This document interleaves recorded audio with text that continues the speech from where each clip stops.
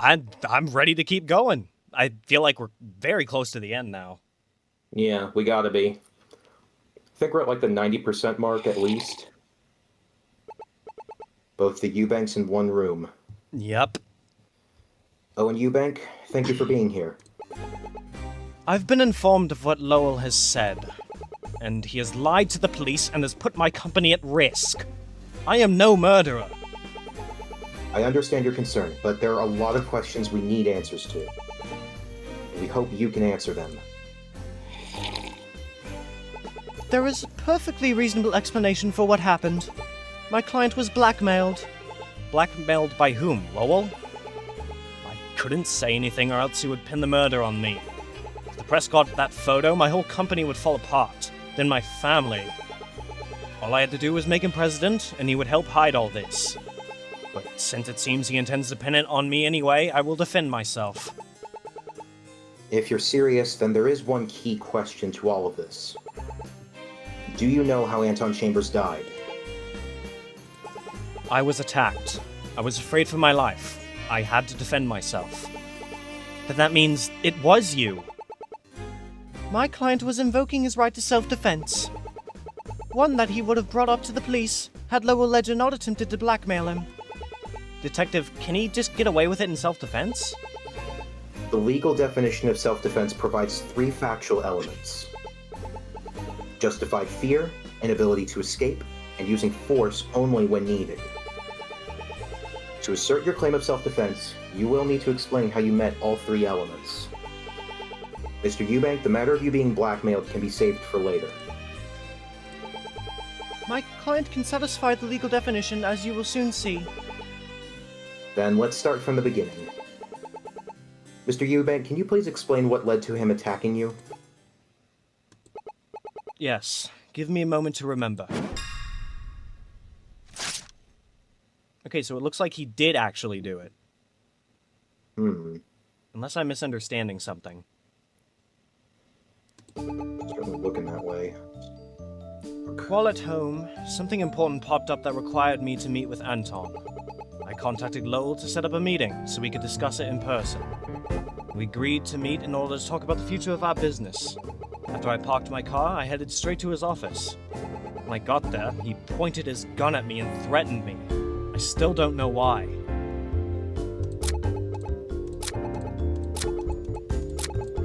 Wait, I think you statement at the end. What? I think you only went through 4 statements. There's 5. Oh. No. Oh. Huh, weird. Anyway.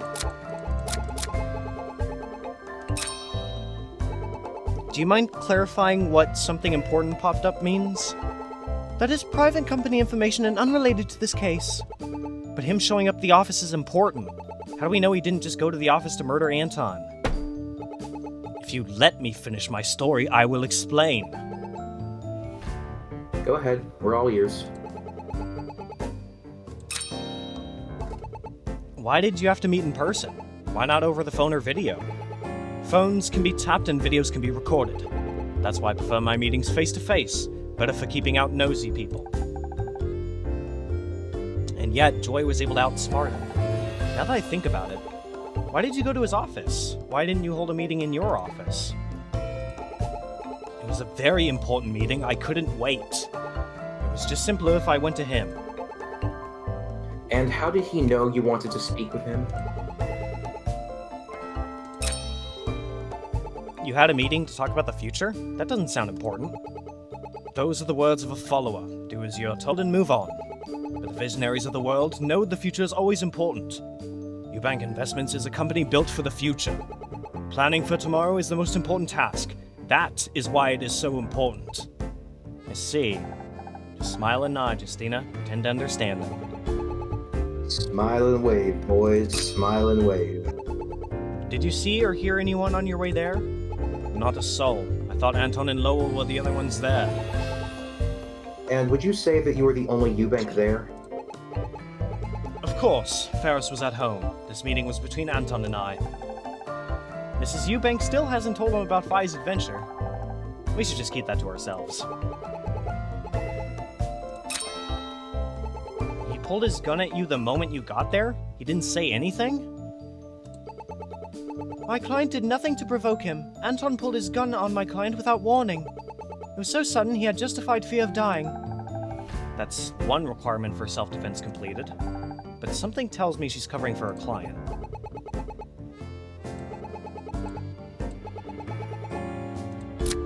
That is incorrect.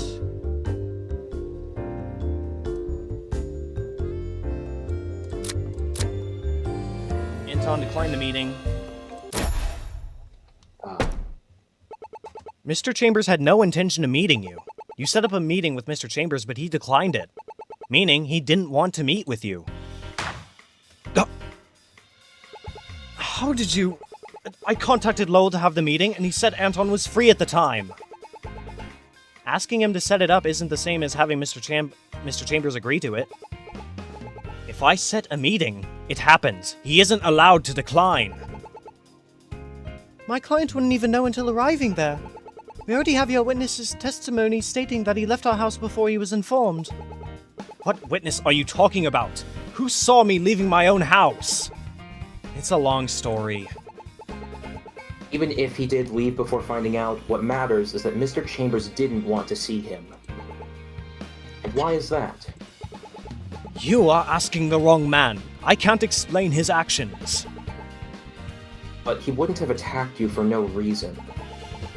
So it's in your best interest to tell us what the meeting was about. I refuse. I'm here to state my reason for self-defense, not talk business. If he attacked you, this could help explain your need for self-defense. Seems I have no choice.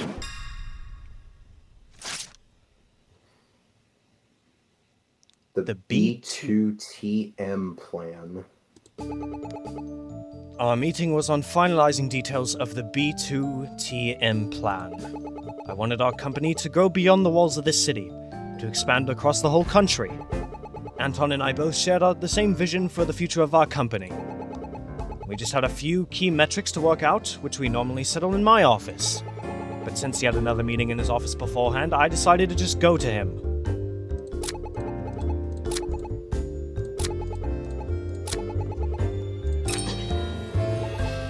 What's the B2TM plan? I'm glad you asked. It's our back to the mission plan. We spent so long building up Azure City, we forgot our original mission.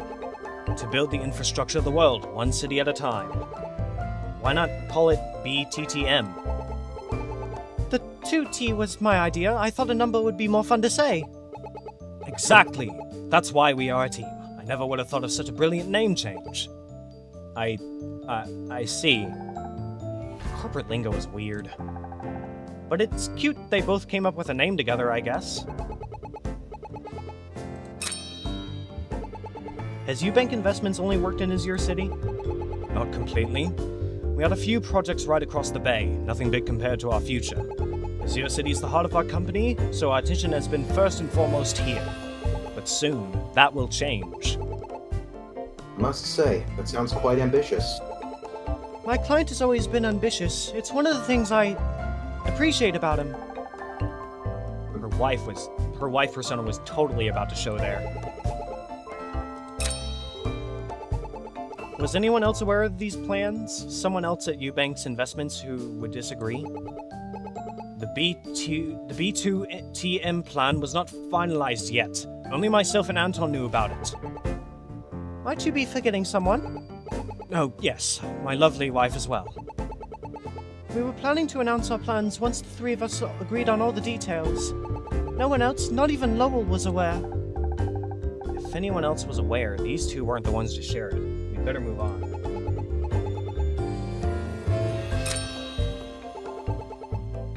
Would these key metrics cause him to pull his gun at you? Of course not! You think a simple threat would make me change my mind? My client's story is that Anton pulled his gun on my client without saying anything. If he wanted to threaten my client, he would make his demands clear from the start. Not saying anything is suspicious, but we can't disprove that. There has to be a better opening in his story.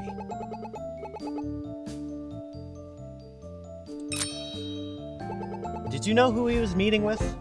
I didn't. It was only today that I found out he met with Detective Hunt. Had I known, I would have shown up sooner and stopped him. Why is that? Anton Chambers was supposed to speak with him yesterday.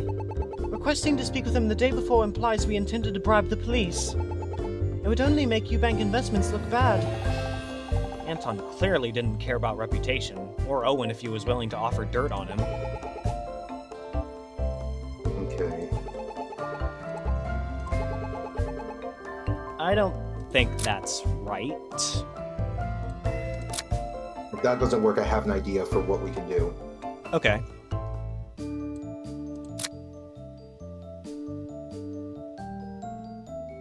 I was going to present this itself, since they had an argument about the future of the company.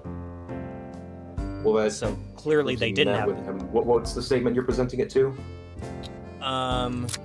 Anton and I both shared the same vision for the future of our company. Okay, yeah, that's definitely it then. Mine was going to be Hannah's statement. Well, Hannah or Annie's statement against the second statement, but that kind of just is the same thing we did with Ash. That won't work on us, Mr. Eubank. Here's what you got wrong. I see nothing of the sort there. My client is the most brilliant man at Eubank Investments. That won't work on him. The most brilliant man might be a little much. Perhaps it's a marriage thing, thinking your partner is smarter than they really are.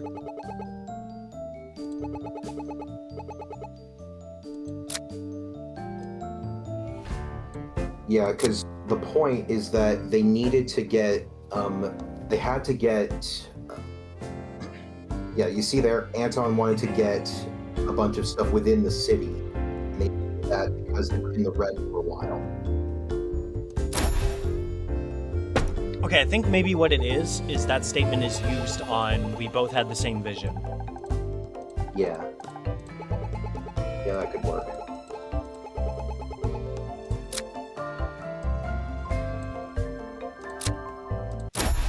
Gotcha. Mr. Eubank, Mr. Chambers' actions say otherwise. I'm sure you're aware Mr. Chambers was supposed to be brought in for questioning yesterday. The reason being that he wanted to use underhanded methods to take over the orphanage to build townhouses on the land. He clearly wanted more property inside the city. So we know he didn't agree with you. That deal took place in March. The B2TM plan started only recently. Yes, of course. He must have changed his mind since. Of course! But he never disclosed the sale of the orphanage to you. He hid that because he knew you'd disagree. Well... both my client and I were completely unaware of his actions. Had we known, we would have stopped him doing so at once. As far as my client knew, they agreed on this plan together. Mr. Eubank, it seems you and Anton had different views of the company. Can you share how different you two could be? Detective, I don't see how such a question is connected to the case on hand. Your client claims he was attacked, but we want to know why. You are asking the wrong person, Detective. When I went to see him, he attacked me. The only thing I can tell you is how I defended myself. He's right, Detective. Why haven't we focused on that? We'll get there in due time. But I don't think Mr. Chambers pulled his gun out for no reason. I think something happened in that room that led to Mr. Chambers dying. Detective, I'm the victim here! I was attacked by Anton, then blackmailed by Lowell. You're doing nothing but digging around in the mud just to get me on a murder charge. You claimed self-defense, not me, but that only works if you're honest. Otherwise, it's just murder. Detective, my husband is no murderer! But finding out why he was attacked should prove it.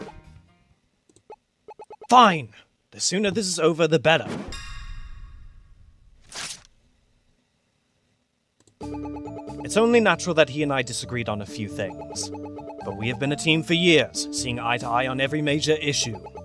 His data analysis skills were second to none when deciding our path forward. And I negotiated our company to where it is today. That's why I can't imagine what caused him to suddenly attack me.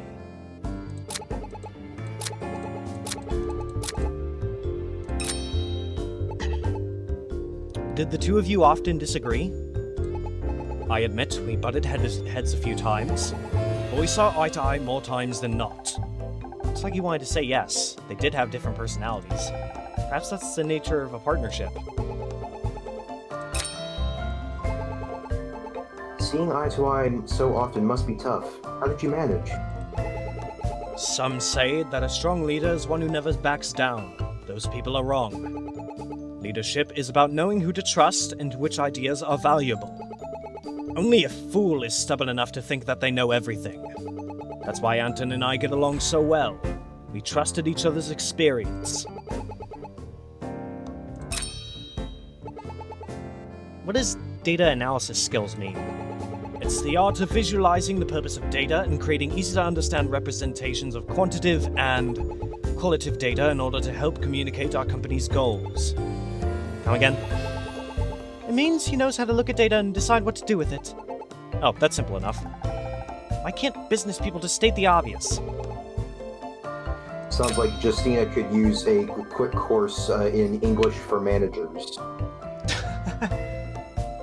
So you were the deal maker for Eubank Investments? Of course. I can get any deal to work with enough time. I was able to get my wife to marry me after all. And she drove a hard bargain too. Wouldn't accept anything less than a lifelong partner. But he's kept us into the deal since. Oh, how wonderful. Two make such a wonderful couple. We better move on before she starts asking for wedding photos. Given your different skill sets, maybe he was jealous. He would kill you and take over the company. We are not a monarchy. Killing me would not give him ownership. He was out of his mind pulling his gun out on me. Owen, please calm down. The theory is nothing more than speculation. I'm sorry. I shouldn't have lost control. Wife or lawyer, she might be the only person who can control him.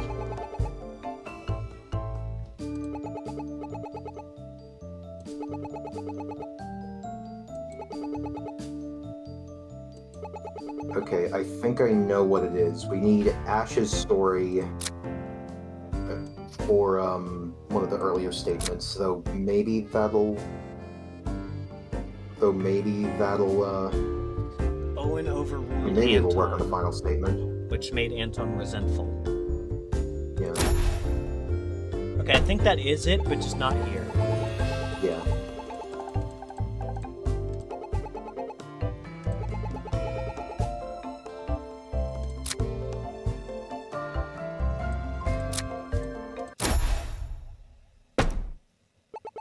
There was a major issue that you disagreed with Mr. Chambers about. 10 years ago, to be exact. What are you talking about? I'm talking about Eubank Investments' first project in the Sunrise District. There was an accident at one of the stores, and in the end, the store was sold to Soul Heart. He worked with a glassmaker who told us Mr. Chambers refused to accept any blame. But you outranked him and agreed to sell it at a discount. That was 10 years ago! How do you know that? That glassmaker is my dad, and the one who was hurt is my friend. Your dad is right. I sided against him when we started. But my dad doesn't know why. Can you explain that? If you must know, it's because I asked him to. When Luna was hurt, Phi had been only a few months old. Yeah. At first, I was on Anton's side, choosing to fight the claims that it was our fault. But hearing both your parents and Soul talk about the injury to Luna, I just couldn't do it. How could I be a mother and tell other parents that their daughter's life wasn't our fault? So I asked Owen to try and help them. Ferris was right. If that happened to our daughter, we would have done what your parents did. Anton was also a parent at the time, but he didn't see it our way. He thought accepting the blame would only make us look weak, which he said is a death sentence for a company like ours. But I trusted my wife more than I trusted him, so I made my choice. Then what happened?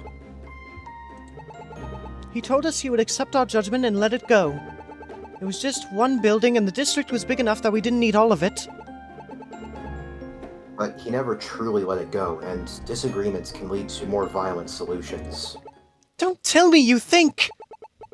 I'm saying that the two caught into a heated debate and it escalated to violence. And escalation is a two-way street. This is nothing more than speculation.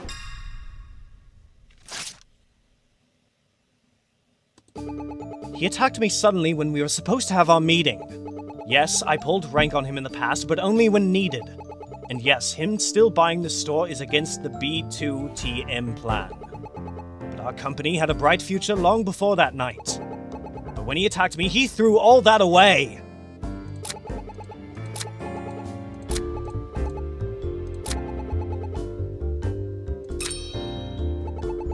A meeting he intended to skip.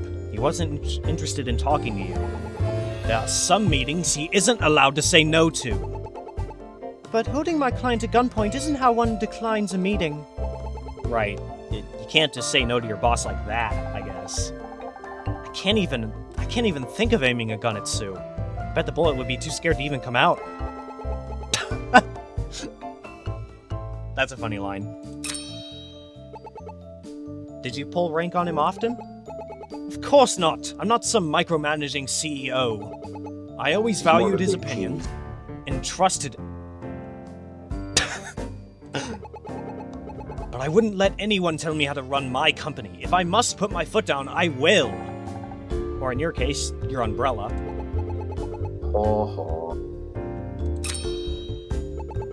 So buying the store was not your idea?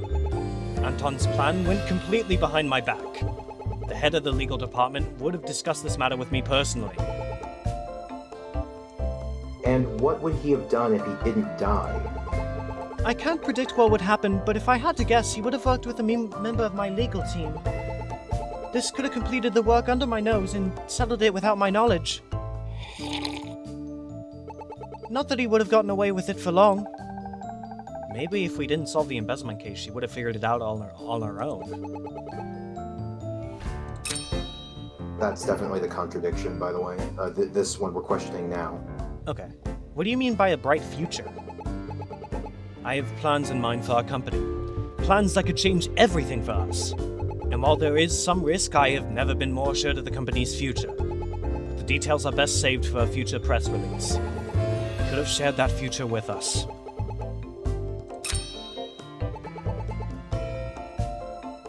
Was there a chance to de-escalate him holding a gun? I was scared and thought he would shoot. I didn't have time to think of a way. My client was completely caught by surprise. His actions afterward were completely in self-defense. We need more information before we can deny that. Best to move on for now. Is it going to be the fact that they were in debt? Yes. They'd been running in the red. That was Annie's, right? That was your. Yeah. A bright future, except that isn't true. We have sources that say the company has been in the red. You needed new property to get more investors or a loan from the bank.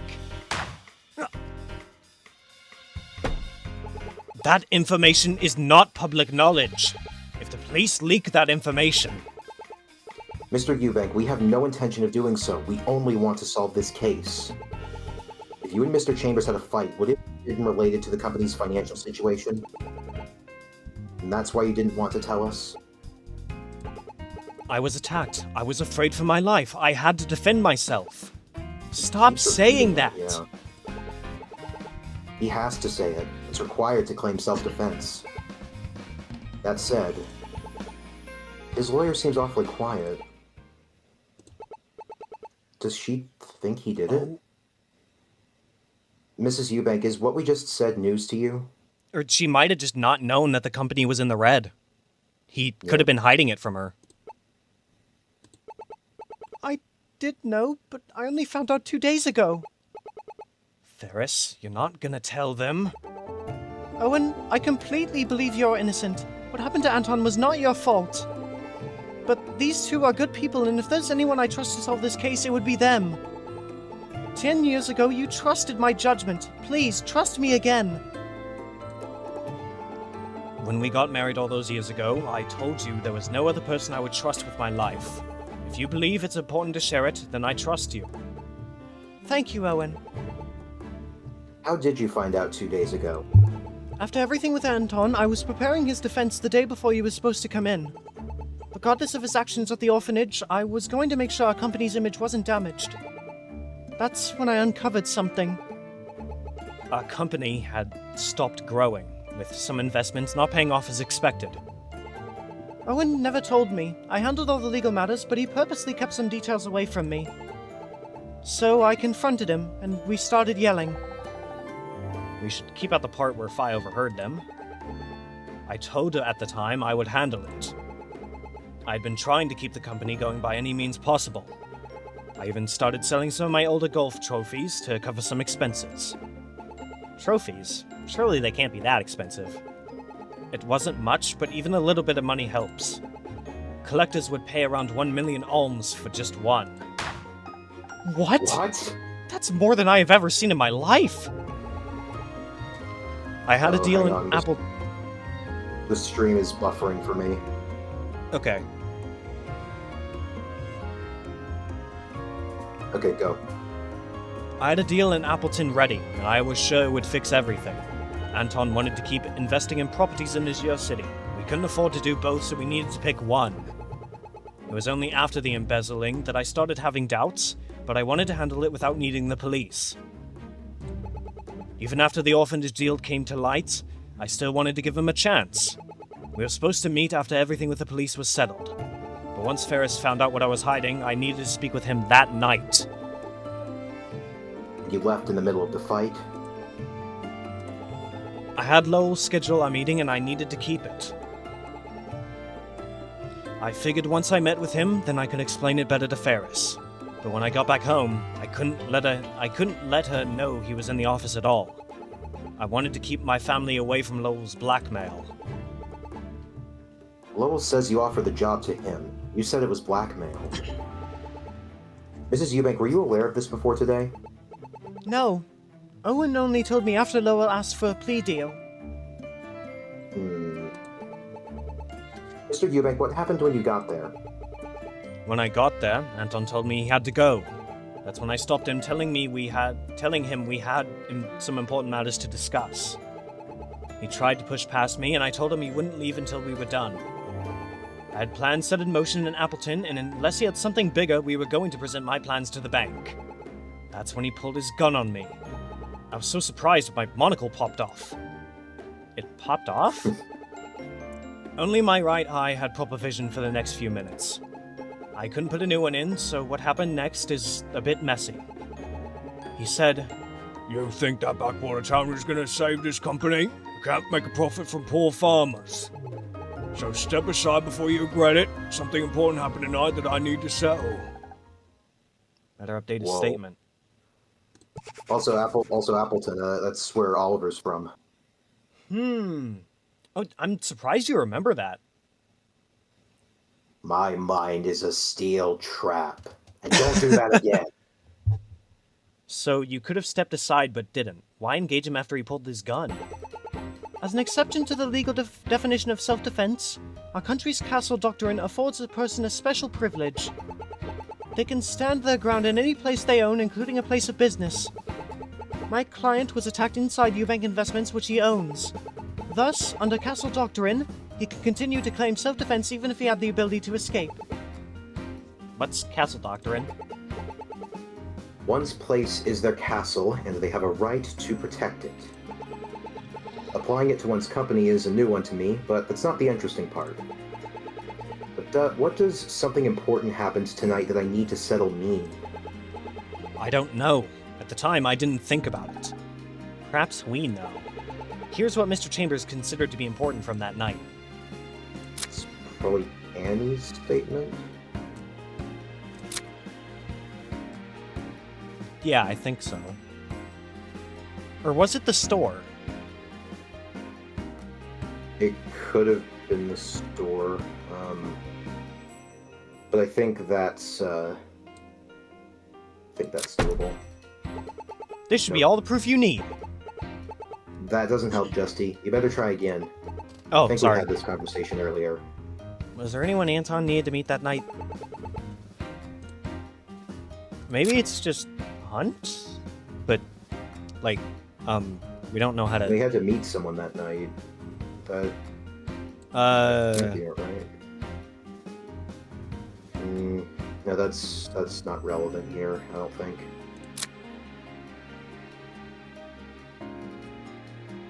Was it that? Maybe?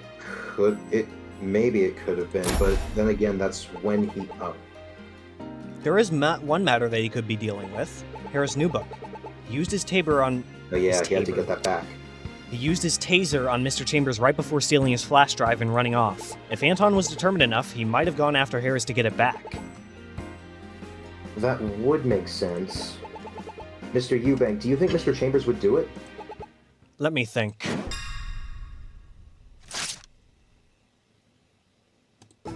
I hate to say it, but Anton had a strong personality. But he went to his office to meet with the detective instead of going after Harris. He could have gone back to load his gun, but he only had one bullet that night. Yet he raised his gun at me. He would have shot me if I hadn't acted fast. So... yeah, okay. So the timeline is a little bit weird on this one, or at least not weird in the sense that anything's wrong, it's just complicated. Yeah. Has he ever used that strong personality to threaten others? I invoke my right to remain silent. Eubank Investments takes no responsibility for any actions Anton Chambers has taken as president. However, Eubank Investments is open to cooperate with any investigation as long as a warrant is provided. At this time, we accept no further questions. Truly the art of saying nothing.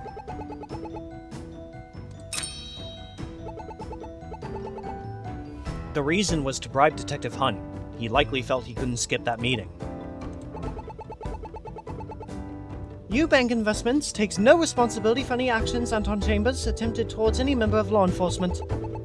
His actions were his own and have remained independent of Eubank Investments' cooperation with the police. I request that his actions not be deemed as bribery without further proof. We can't use Ernest's or Joy's recording, so we don't have any proof. But regardless, looks like a dead end. I think this is it. Is it possible to load a second bullet? He never loaded more than one shot. He was too proud. Plus, his favorite scare tactic was showing that he only had one bullet in his gun. If he was going after Harris, he would likely do that again. How could he work with a guy who does that? I'd be scared half to death if I had to work with him. What made you so certain he would? It was the teeth, like two blocks of stone crashing against each other. I'd never seen him so angry at anything in his life. I know I was a bit harsh in getting an answer, but I never saw him that angry before. He did get tased, stolen from, and failed to make a deal with our detective all on the same day. It might have been the last straw before he snapped. I see. If only I knew. Even if he started it, he truly regrets it.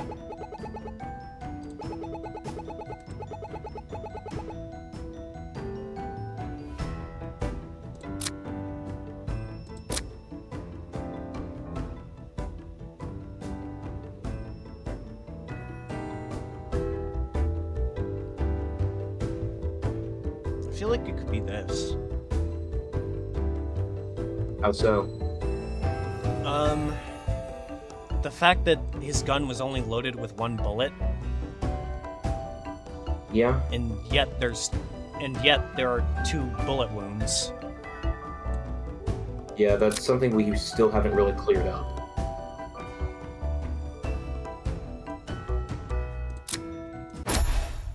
Yep. Mr. Eubank, there is a problem with that theory. Anton Chambers was shot twice by his own gun, meaning his gun was loaded with a second bullet. What do you mean he was shot twice? Were you unaware that the first shot wasn't lethal? When he raised his gun at me, I fought back. I hit his leg with my umbrella, and while Anton was distracted, fought to keep his gun within view of my right eye. We ended up hitting the wall at some point, then a bang. What happened next, I can't remember. It happened so fast, and the next thing I knew, my back hit the desk and the gun was in my hand. I was knocked out for just a moment, and that's when Lowell came in. When I checked Anton's gun, it was empty, so I thought my shot killed him. Did you ever check the body? I was so in shock, I just took Lowell's word for it. My mind was more worried about covering up the shooting than figuring out what happened. See why you hid the truth. It certainly makes you sound guilty. But if you only remember one shot before being knocked out, that means you weren't the killer. But hold on, how do we know he's telling the truth? I'm telling you the truth because my wife says she trusted you two. I have no reason to hide this. He told me he couldn't remember what happened either. Even if he was lying to you two, he wouldn't lie to me. Then who shot him? There was only one person who was in the room after the first bullet went off. That person is... Lowell Ledger. Between the time of the first shot and Joy arriving upstairs, there was only one person there. Lowell Ledger.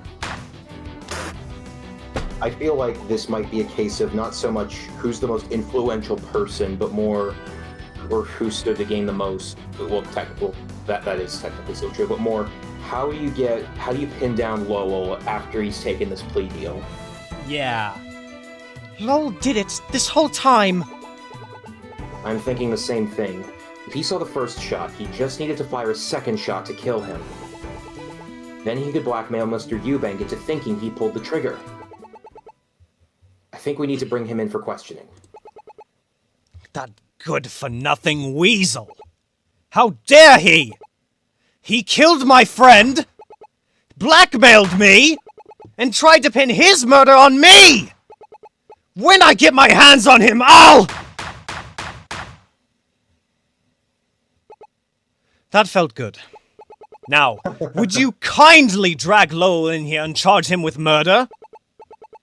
We can bring him in again, but charging him is going to be the hard part. We still don't have any decisive evidence. I'm going to stay. Someone has to make sure you do your jobs right. Mr. Eubank, please wait outside. We'll be back here soon. Wow. This case is so good. Yeah, because like once Lowell's interrogation's done, like you think that's basically all there is to it. But no, just when they pull me back, when I think I'm out, they pull me back in.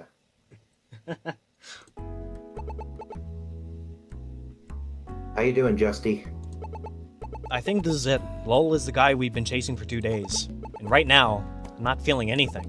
I guess my body hasn't processed it yet. Once this is over, we can finally close this case. Hold on, you two. Hey, Sue. Before you go in, you should know we checked the photo. It's real. He didn't fake it. That's good to know, but we'd never question that, right? In case you forgot, his agreement is that he would turn over evidence in exchange for us dropping all previous charges. Meaning, we can only charge him with murder. Otherwise, he's walking out of here. So, the feeling I didn't have, it's back. Catching a murderer is way above my pay grade.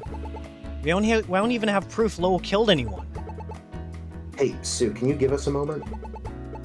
I do need to get back to work. Good luck in there.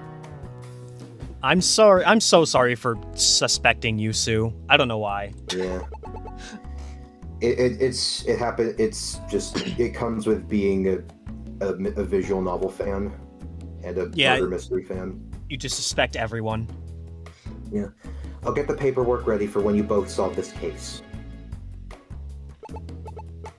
Hey, Justy, you trust me, right?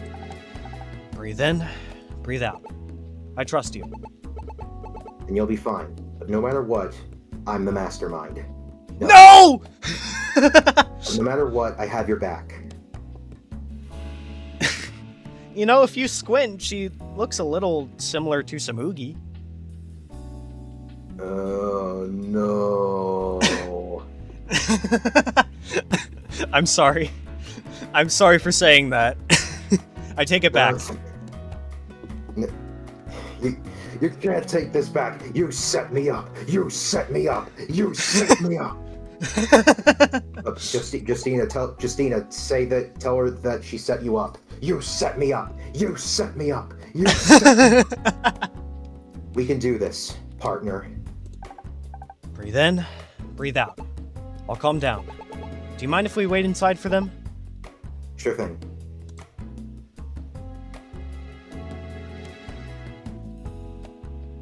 Hey, man. Round 2. Fight! Lowell Ledger, do you know why we brought you back here? What can I say? I couldn't leave anyway. Do things get settled with Mr. Eubank? It's settled, but we have one more question for you. Why did you shoot Mr. Chambers?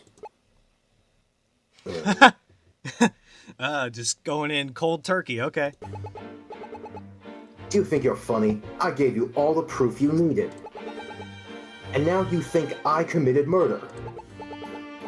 Detective, evidence is everything. I expect some evidence before asking a loaded question. He's the only person who could have done it. Mr. Eubank was knocked out at the time. An excuse you two just ate up like wild pigs. Fortunately, I saw the whole thing. You mean the shooting? I was nearby at the time and looked into the window when I saw them. The window? I saw the whole thing from start to end. Only afterwards did I take that picture. I think there's a window on the door to his office. That'd work, yeah. Or even a glass door. You expect us to... Perfect. Just what I wanted to hear. Mr. Ledger, tell us everything you saw, leaving no details out. Fine. I'll walk out if you're a free man anyway. Lowell is such a smart person and such a well-crafted if he gets antagonist. away with if he manages to get out of this, then he walks away he gets away with everything. Very well done antagonist. Wow.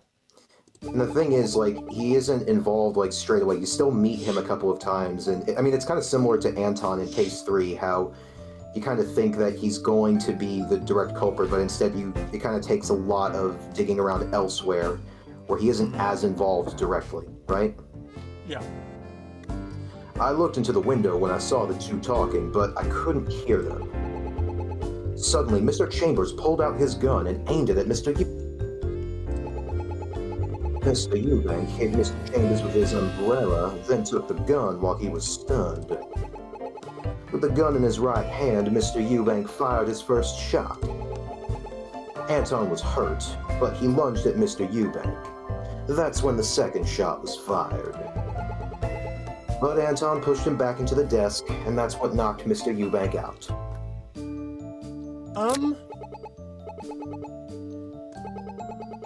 Okay, we're gonna press everything, but I think I already know what's wrong with that. Me too.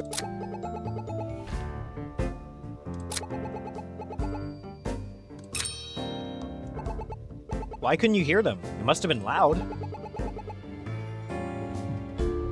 Eubank Investments has specially made offices that work similarly to a soundproof room. This is to ensure that no one can listen to managers and Both my husband and Anton agreed to have it built this way. They did like their secrets. He has a soundproof office and still prefers his meetings at home? If you couldn't hear them, what did you see?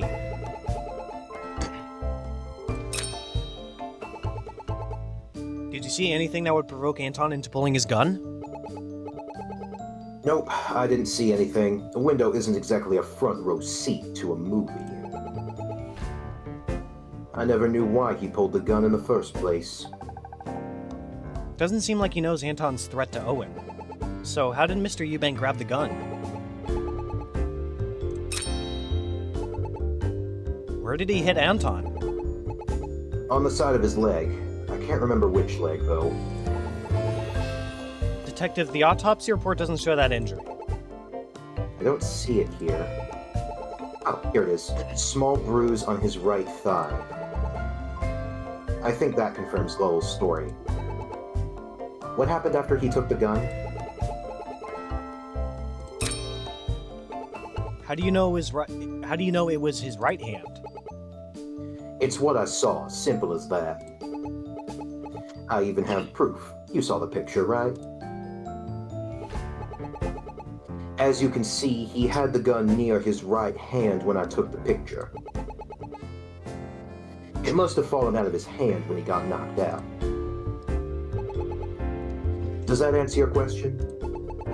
Yes, no further questions. If he really is our culprit, he set it up like this on purpose.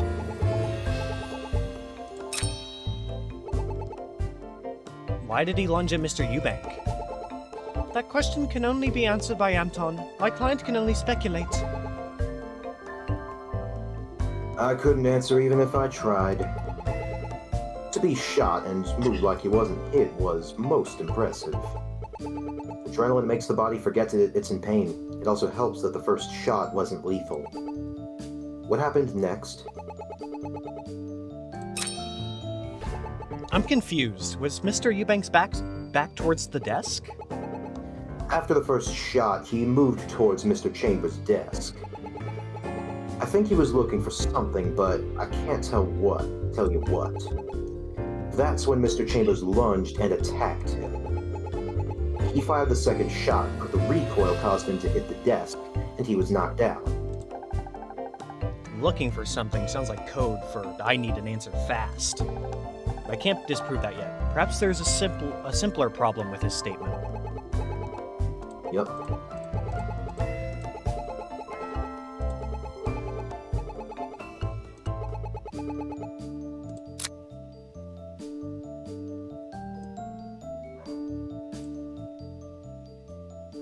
It's Hunt's statement, yeah. I keep forgetting there's not an actual autopsy report. Oh! I think it could just be that the gun only fired one shot, or had only one bullet in it. Oh. It's time to end you faster than your term as president. Here's the proof. Oh, was that evidence? I couldn't tell from how useless it was. You better hurry up. Time's a ticking. I have a date with Freedom I don't want to miss. There's no way you'll get away now. After everything you put my family and the Eubanks through, I'm gonna catch you if it's the last thing I do.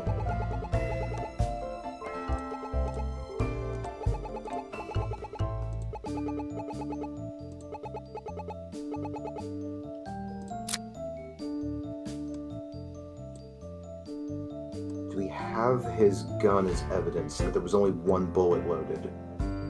Oh, ballistics report. Both bullets fired from the murder weapon entered the body perpendicularly and were close to their respective entry points. I'm not exactly sure what that means. Well, do you know what perpendicular means? Like it was in the opposite direction of his body? Like he was standing up What and it it was means short. the bullets entered. It means that the angle of entry from the bullets was at a right angle, so it went straight into him. You know, Okay. It wasn't angled up or down. It was just a level shot straight into him. Then I think that does work here, actually. Well, that might, because then his body would likely be at an angle in that case. Because from this photo, Mr. Eubank was clearly like on a downward angle, so if he shot, it would have hit Anton at an upward angle. So Okay. Well, that's after he was knocked into the desk. oh, okay. What are you thinking then? Well, if it's not the gun, then honestly, I'm not sure, I can't say I know. What if it's the fact that there's 2 hollow point bullets missing?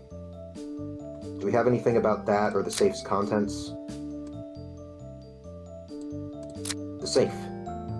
Yeah. Because that would prove that there's more to this than just one shot. But he mentions 2 shots. We mentioned... Okay, the point is that there would only have been 1 bullet in the gun at the time. So he would have left out the fact that one of them had to have opened the safe. And Mr. Eubank would have had to open the safe, get a bullet, put it in the gun, and then fire that too.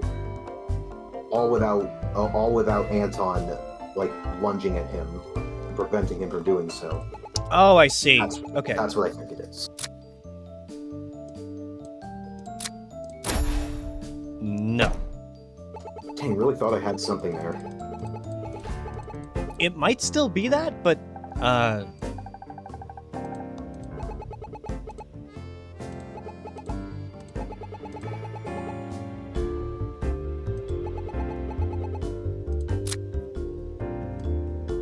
okay, the safe is crossed off here. He can't see with his left eye without it. No, if it was his right hand, I mean, you can still use your right eye to aim, I guess. It would just not be as precise. yeah, he would have lacked depth perception most likely, but that's it. We can check the photo. That's interesting.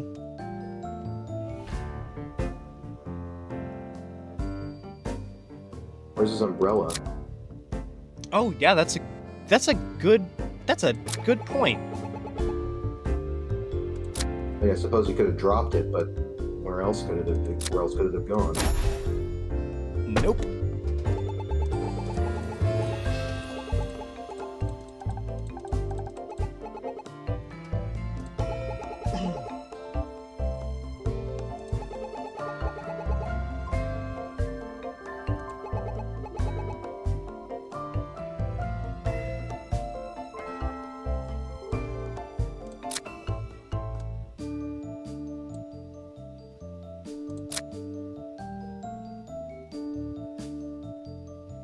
What does "we're close to their respective entry points" mean?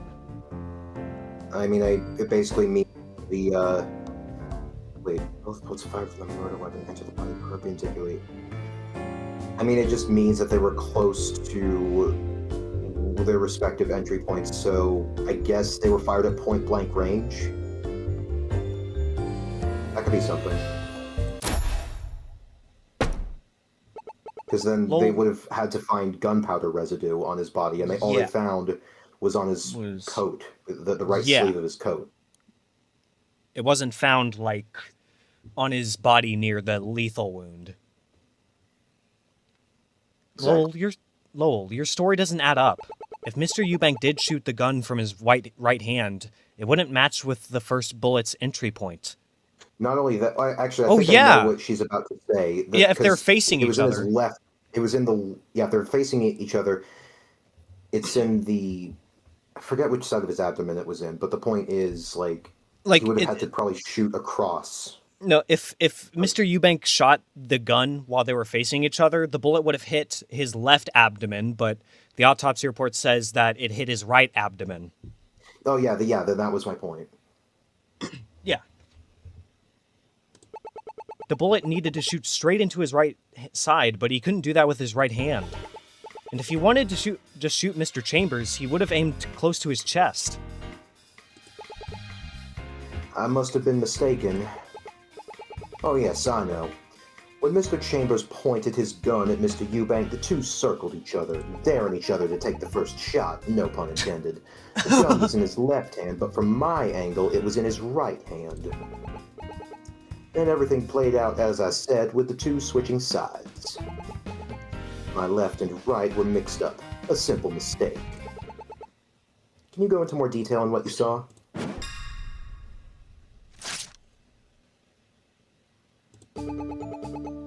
Mr. Eubank was facing towards the door with his back towards the desk. Mr. Chambers was the one who had his back towards the door. That's why I said it was in Mr. Eubank's right hand, because I saw it on the right side of him. When Mr. Eubank grabbed the gun in his left hand, he steadied his aim and fired. Then everything played out as I said previously. That is when I saw that glass light stand. Oh no! I was actually thinking something similar, because the way this is playing out, switching sides, is very similar to Red-White's arguments. Yeah. It's done way better here, though.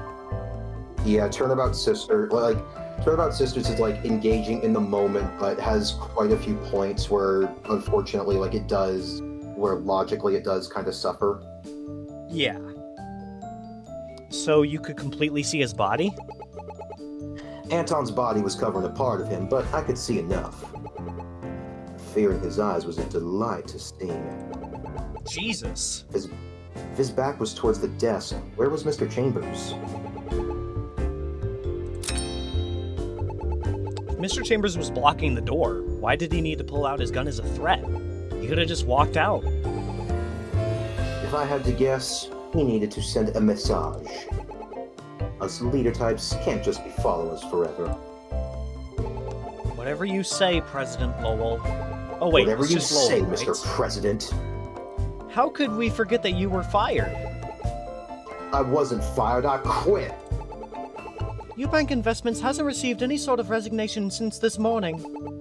But your position is already terminated, so yes, you are fired. Only because I was stuck at the station for the last few hours. Let's get back on topic.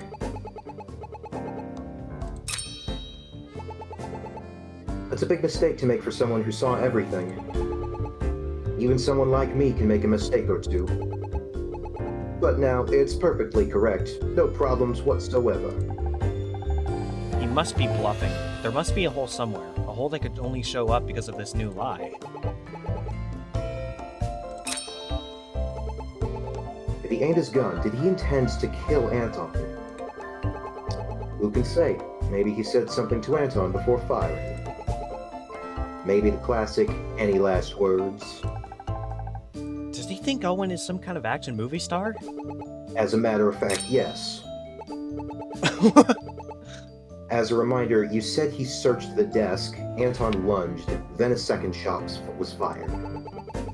And that's when he was knocked out by the desk, right? Exactly. Afterwards, I went into the office and you know the rest. You mean blackmailed your boss, moved the body, and tried to pin the crime on Mr. Eubank? None of which the police can charge you with. Thanks to the detective offering a plea deal. God, what a smart move from you, douchebag. It's not what you call extraterritorial rights, but it's close enough. No! Ah! Unless we get him for murder, which is a separate crime altogether. I really hope Sophie's gambit is worth it.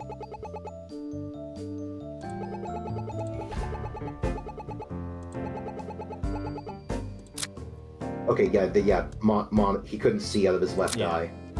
Man, you are, it's quite unlucky.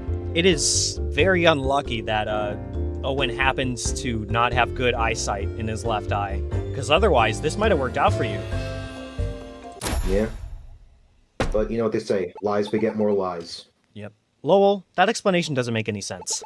Mr. Eubank's monocle fell out of his eye when Mr. Chambers pulled his gun out. He's blind in his left eye without it. If he was going to fire it, he would have used his right hand. That way, he could see more clearly. But hold on! Being blind in one eye doesn't make it impossible to fire it. My husband isn't useless without both eyes. But Lowell did say steady, meaning that the shot was not fired as soon as it was stolen. Don't get so hung up on a single word, he still shot him. But let me ask you a follow-up question. Was he wearing his monocle when he fired? He was. That's how he was able to take the gun and fire it before Mr. Chambers could react. You have my word against his.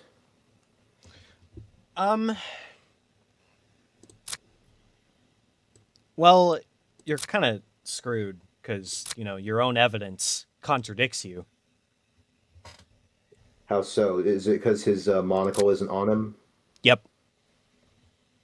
Well, his monocle would have popped off by then. Well, yeah, but he's saying that the monocle was on him while he fired, which... Oh.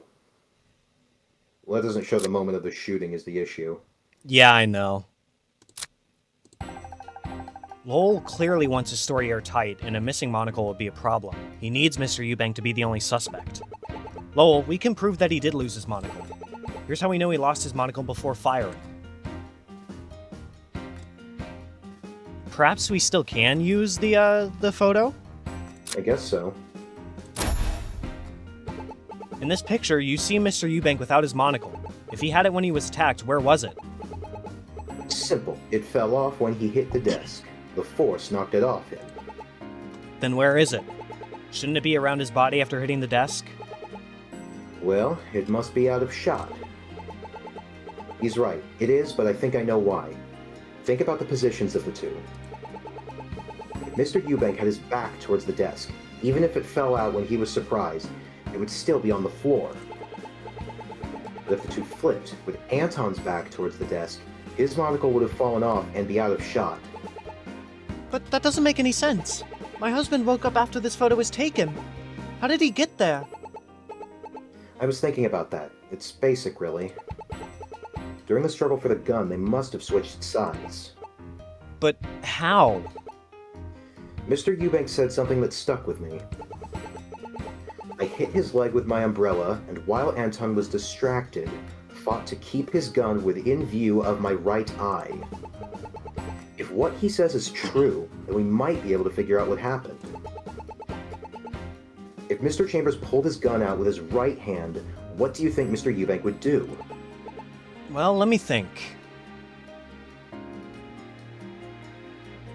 Because if it's in his, so it'd be in his left, in the left side of his field of vision. He needs to get it into the right side, so he would naturally move it, push him towards the right side of his vision. Yes. He would push it right. Aim it towards the right wall while keeping it in his line of sight for his right eye. It's the only way to line up what we know. He'd move around his left side while avoiding the gun. That way he'd be behind Mr. Chambers.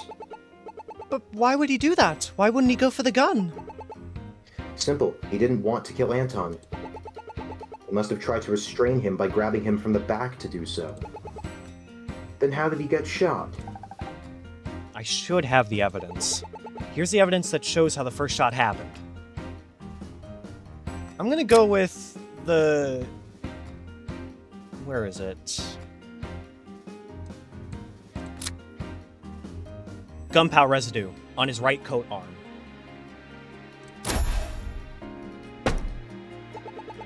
We know from the autopsy report that he had gunshot residue on his right arm.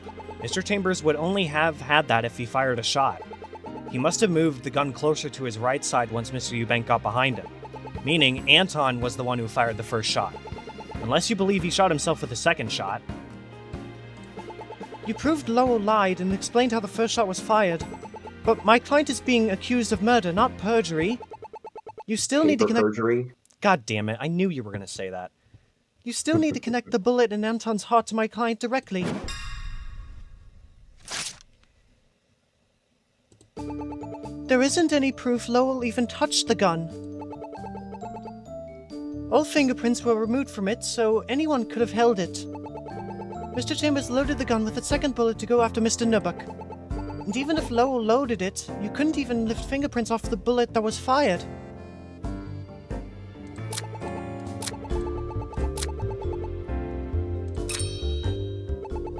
We know he took the picture when Mr. Eubank was knocked out and Anton was dead.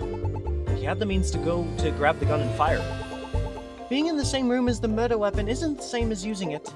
That leaves Owen as the prime suspect in this. He's the only one we know who was there when the gun was fired. Playing devil's advocate must be hard on her. But if there's one thing that she'll be overjoyed to catch the criminal, this is it. Or if there's one time... I can't read. Detective, were there any fingerprints on the gun?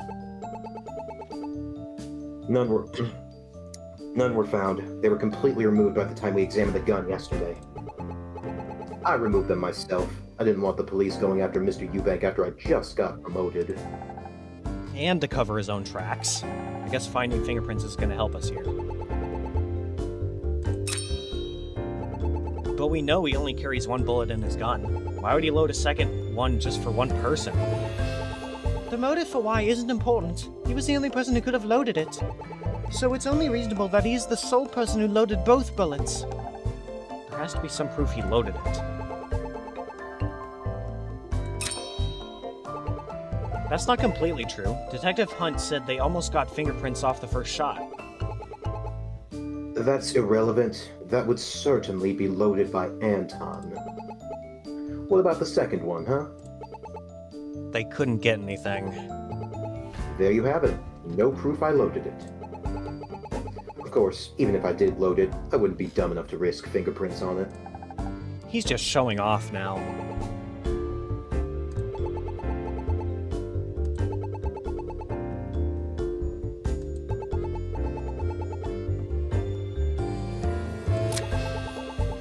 Got any ideas? I have one. No, not that. Hand crank? No. I was thinking of the fact that Lowell had access to the code for the safe, which means he could have gotten access to the bullets inside the safe. Yeah. But I don't know if we have the code anymore. We have, I think, well, there's Meg's statement. Yeah. Yeah. Well, that's how we'll prove it. Yeah. No. Your rebuttal isn't gonna work here. Here's why you're wrong. Your evidence is doing nothing but making my tea cold. If you have a counterpoint, at least make it hot enough to warm my tea. Silly me, I thought you liked cold tea. Better try something else.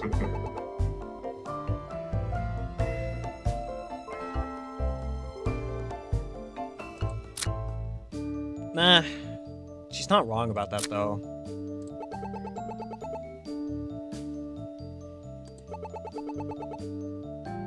I think this is it. Well, no, it's crossed No, it's off. still crossed out. Okay. Damn. I think we use the safe now, Kaneki's statement later.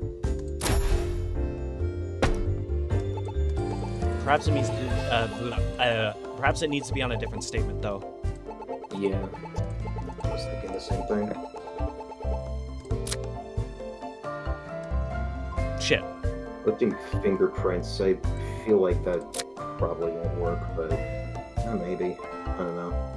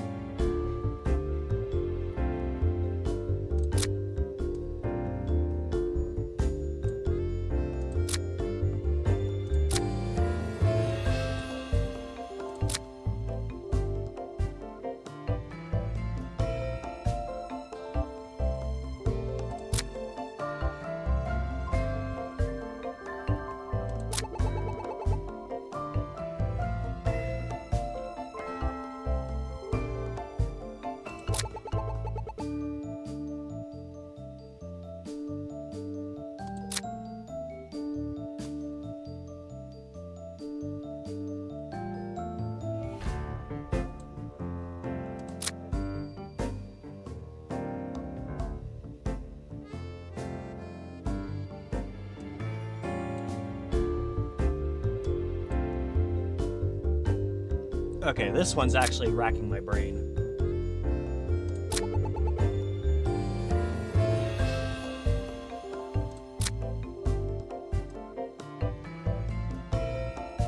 This is the last contradiction we pointed out. What? I remember the gunpowder residue report said something about how Anton's would have fired it from like 3 feet above or something. But I guess that isn't relevant at this point. Especially if they didn't write it down. Yeah, I don't think so.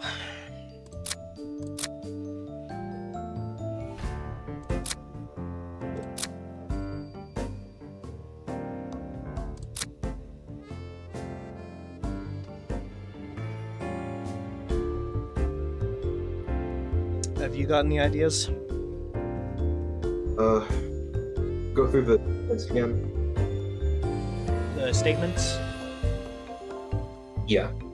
Okay. I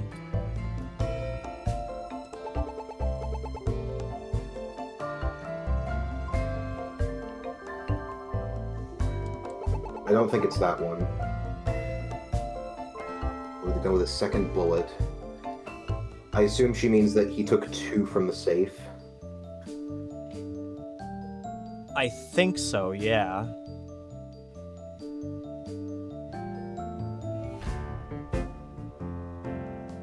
Wait, to go after Mr. Newbook? But he was dealing with Mr. Eubank in the room. What's the point? He was he was dealing with a different matter entirely. Maybe? Give it a try.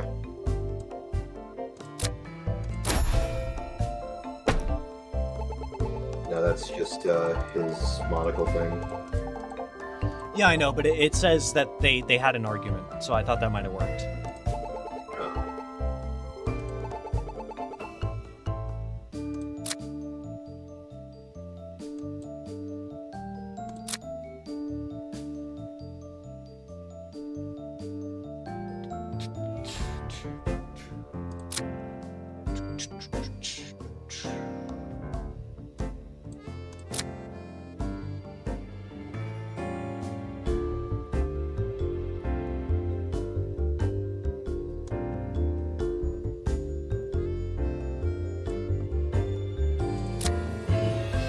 Actually, wait, try the photo. Check the photo. I mean, granted, this could just be a case. Okay, the chalkboard's still up there. He would have had to take the chalkboard down to get into the safe. And in the struggle, I doubt he would have like actually tried to put it back up. I mean, again, it's kind of flimsy, and the chalkboard wasn't even taken down like in the background, so it might not be anything. But yeah, true. You know, you never know.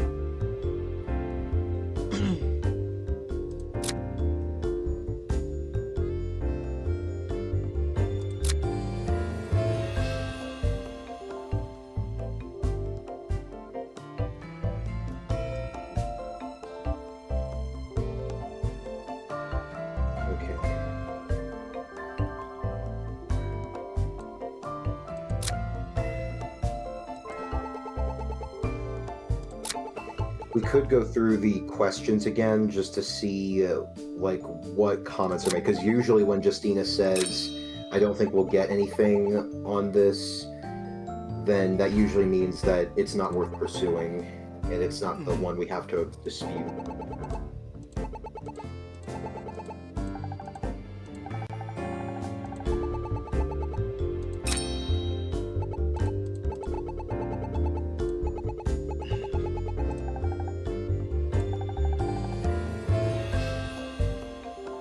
Okay, that's a useful line to have.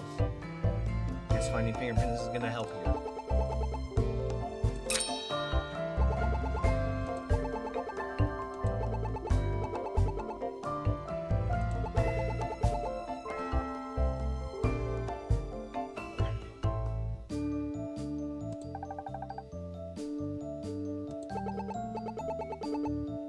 Okay, it's probably something to do with the third statement. Question is what?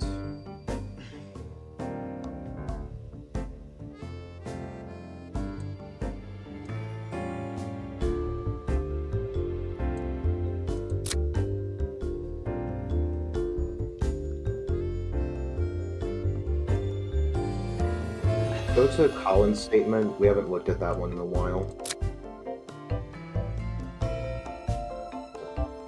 Not related.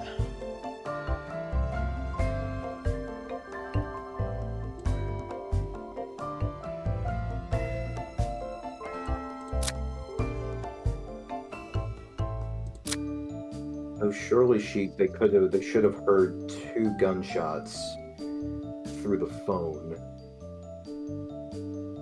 I don't know if Anton would have. I don't know if anyone would have. I don't know if Lowell noticed the phone being connected, or if there's any indicator for that.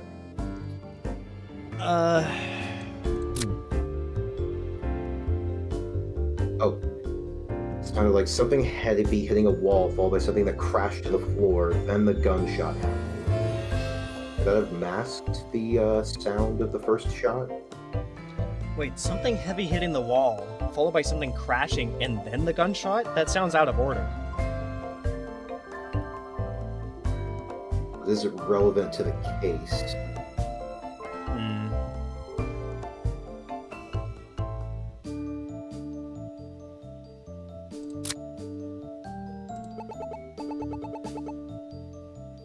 Get question this one too, just in case.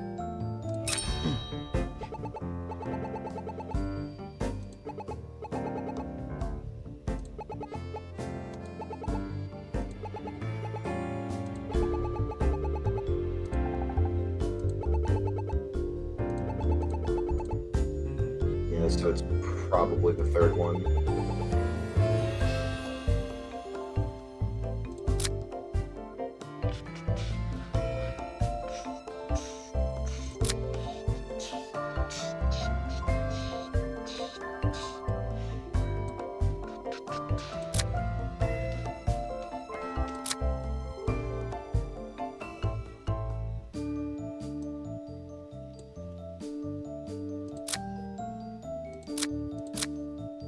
I was thinking about just trying his car. I mean, I know I that... don't think that's gonna work, but like at this point, you want to do it, go ahead.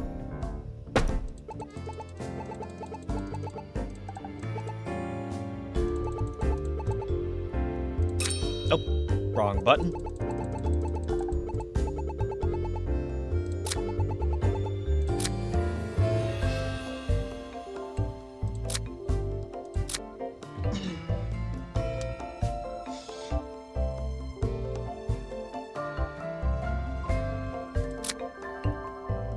I mean, we have this evidence for a reason. If we're gonna use it somewhere, it might as well be here, even if we don't know how it's related.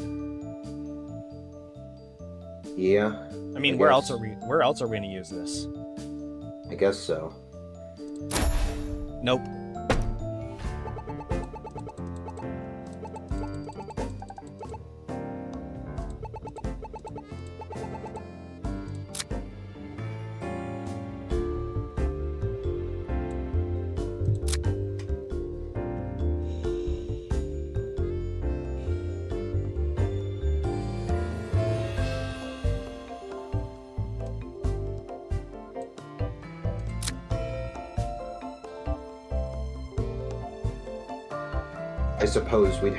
I suppose, yeah, that at this point, the president's office phone, that could be something.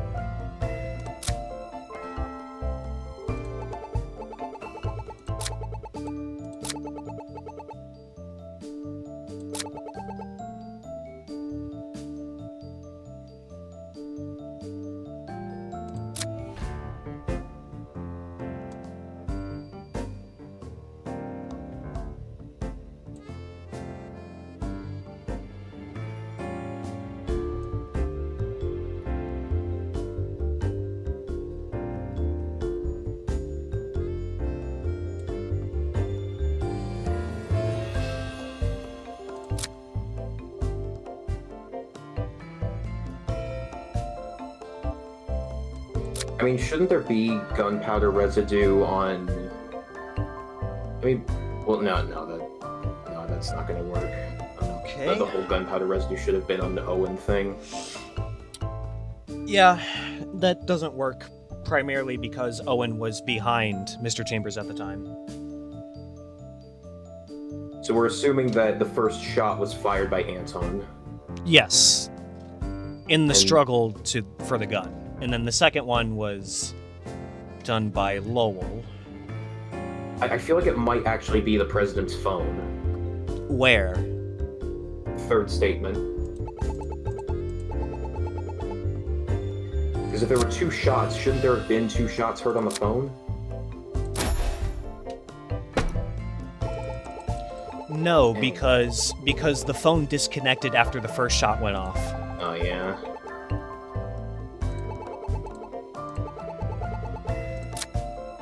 Be back in a second.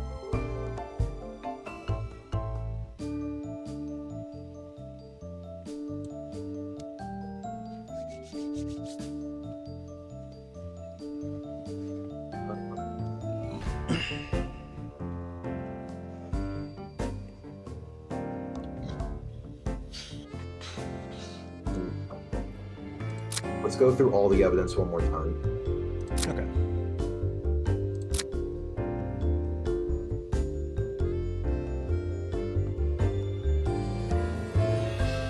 How would he have shot? How would he have shot himself in the right rib, though? That's a good question, actually. But I don't think that's relevant right now. Yeah.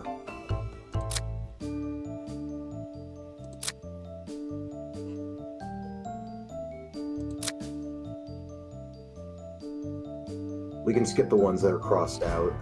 Yeah.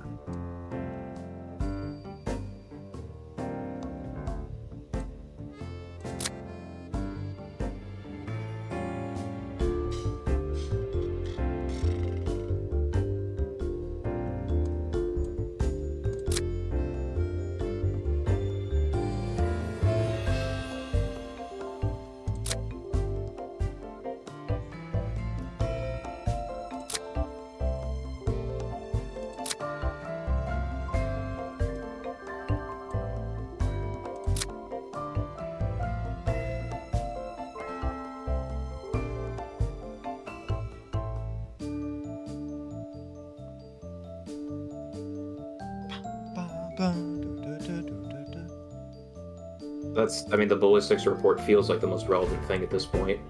Yeah.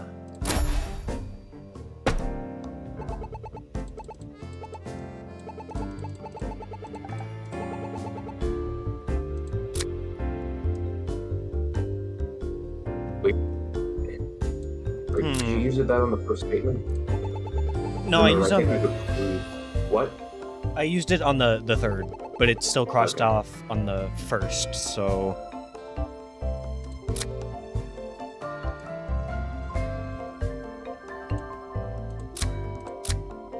I think at this point we might just have to start presenting things. Yeah.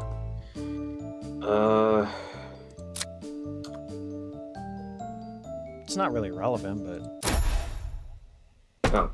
I say that, and then that immediately... Okay. Mrs. Eubank, the evidence doesn't support that. According to the autopsy report, no fingerprints could be found on the bullets. We don't know who loaded them, including Anton himself. What if he only loaded the first one, and our culprit loaded the second one? That's a good point, actually, because, you know, you would expect to see Anton's fingerprints at least on one of the bullets, if he loaded them, like, not in a hurry. Yeah. That's understandable. Although, like, they did mention it's very hard to lift fingerprints from them. Yeah, they did make a point. They might at least be able to find some similarities, but at the same time, like, it's not a perfect system. Yeah. And what good is a lack of fingerprints? It means you lack evidence to prove I loaded it. If that's all you got, it's a waste of time. There must be something I can do with this information. Think, Justina. If Lowell did load the second shot, he must have done it after the first shot was fired. So there must have been some evidence he left behind. Okay, I'm gonna be honest, I feel like this moment here probably would have been better suited to, the line of logic doesn't really follow from straight up presenting evidence. This feels like something that could have been accomplished through a question or something like that, you know? Yeah, true. That one... I mean, but out of the whole game, I think there's only been 2 moments where we felt that the logic didn't really follow. First with the body in the alleyway contradiction, and that second one with this one. Could easily be fixed with just a change to the visuals. Yeah. That's a pretty good track record, though. Yeah. Well, there isn't. I'm in the clear, and you can't change that.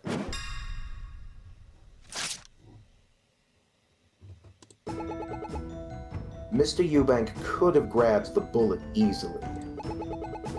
There also isn't any proof that Anton didn't load the second bullet himself. It was time between Detective Hunt leaving and Mr. Eubank arriving for him to load it. I didn't know about Anton having bullets in his office at the time. So, if I wanted to kill Anton, I would have picked a different method.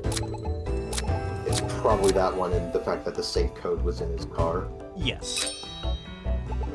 And why would he do that? He didn't intend to kill him with the first shot. Self-defense. If Anton was about to attack him, he knew he had to finish him off. But he told us he didn't want to kill Anton. A simple lie to keep his self-defense story. As long as he said he was scared and didn't want to, he can claim self-defense. I hate that he's right. Owen said that as well. And when did he get the chance? He went from meeting Detective Hunt to meeting Mr. Eubank. Maybe he loaded it while driving. Don't we all use red lights to fidget with things? I don't think even a gun nut like him would load a bullet while driving. I suppose it's not impossible. My rule of thumb is to run every yellow light before it turns red. So maybe he was the same and didn't hit a red light at all. I don't think that's something for a cop to brag about.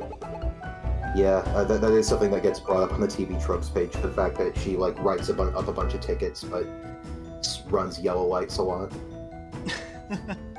It's a moot point anyway. How did you know there was time in between? Detective Hunt and Mr. Eubank didn't see each other, right? Those two only found out about each other after you found out. Like a sitcom, where one goes down the elevator just as the other goes up. You make a good point. If only Detective Hunt stayed just a bit longer. I didn't... And how would Mr. Eubank know about the bullets in the president's office? You're not giving Mr. Eubank enough credit. You think he wouldn't know everything about Anton?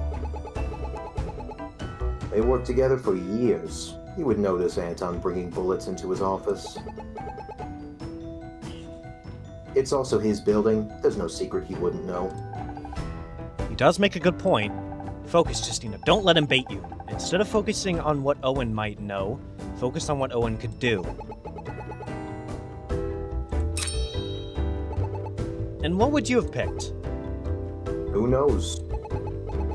If I wanted to be president, I wouldn't stoop so low as murder for it. Blackmail is more my style. Maybe asking a murderer how they would murder someone was a bad idea.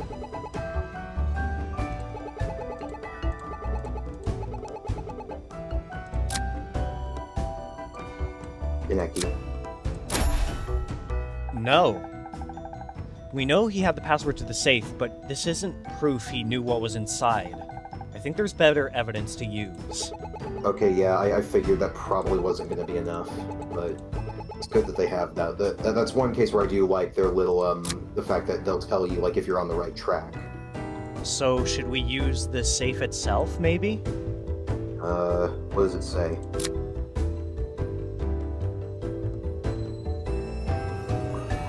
I don't know if that's going to be enough.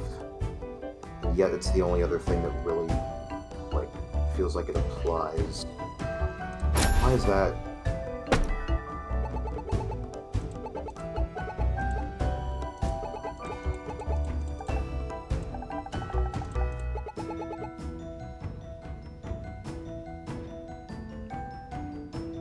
Okay, the hint we got was, don't think about what Owen would know, think about what he could do. I mean, would he even have been thinking about putting the clock inside the safe? Is that relevant, though?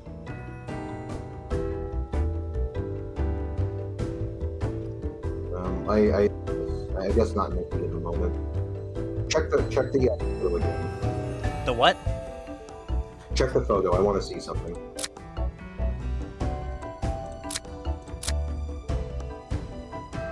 The clock isn't there. The rug is.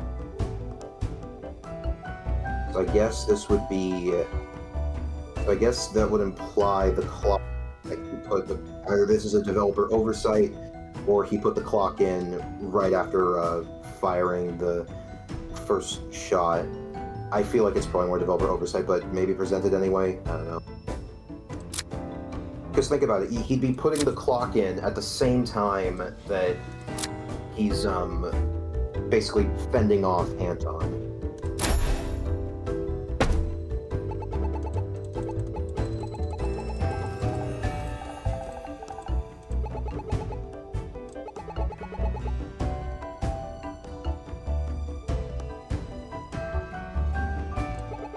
Anton didn't know the second bullet himself.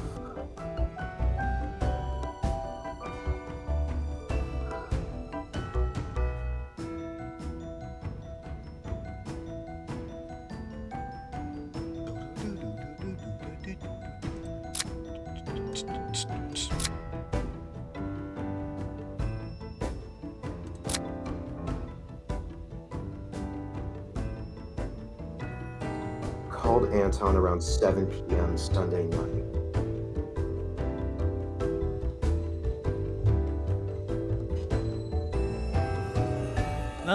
I mean, he's not wrong. That's a 2-hour difference. But I can't remember when, I can't remember when Hunt got there. That probably isn't the issue then.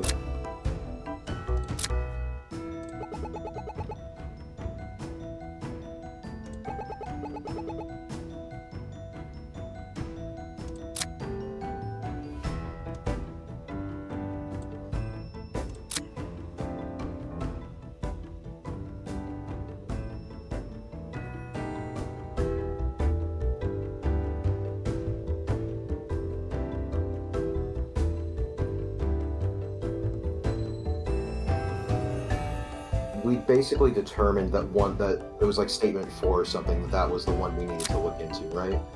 Yes. Let me try this again. I'm going to present Kaneki's statement and see what the hint that she gives. There's better evidence to use here. Yep.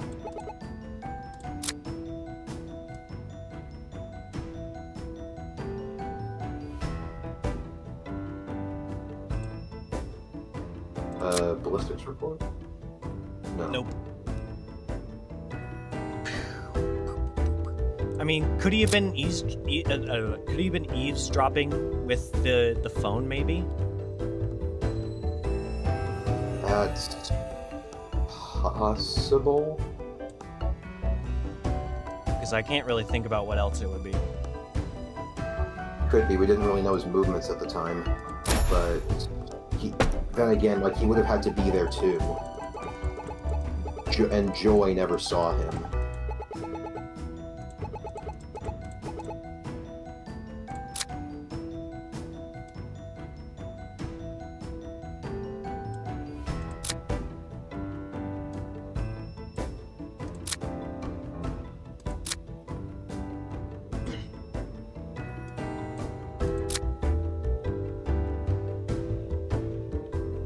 Was it the fact that the code was in his car? We tried that. If that was the case, then we just present that and that would be the end of it. We need to figure out if he knew what was inside.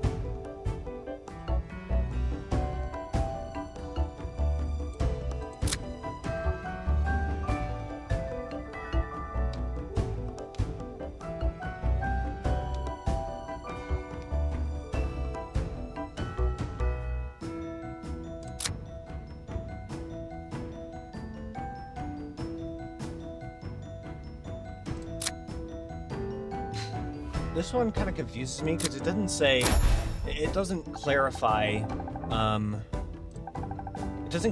what the better evidence to use, like, what purpose it's used for. Is it to prove that he knew what was in the safe, or is it used to prove something else? Yeah. Then maybe we're on the wrong track here.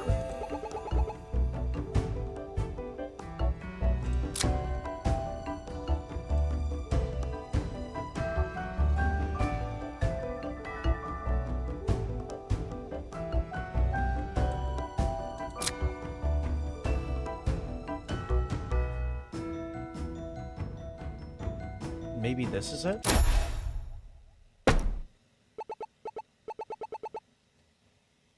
In an open space. Hold on.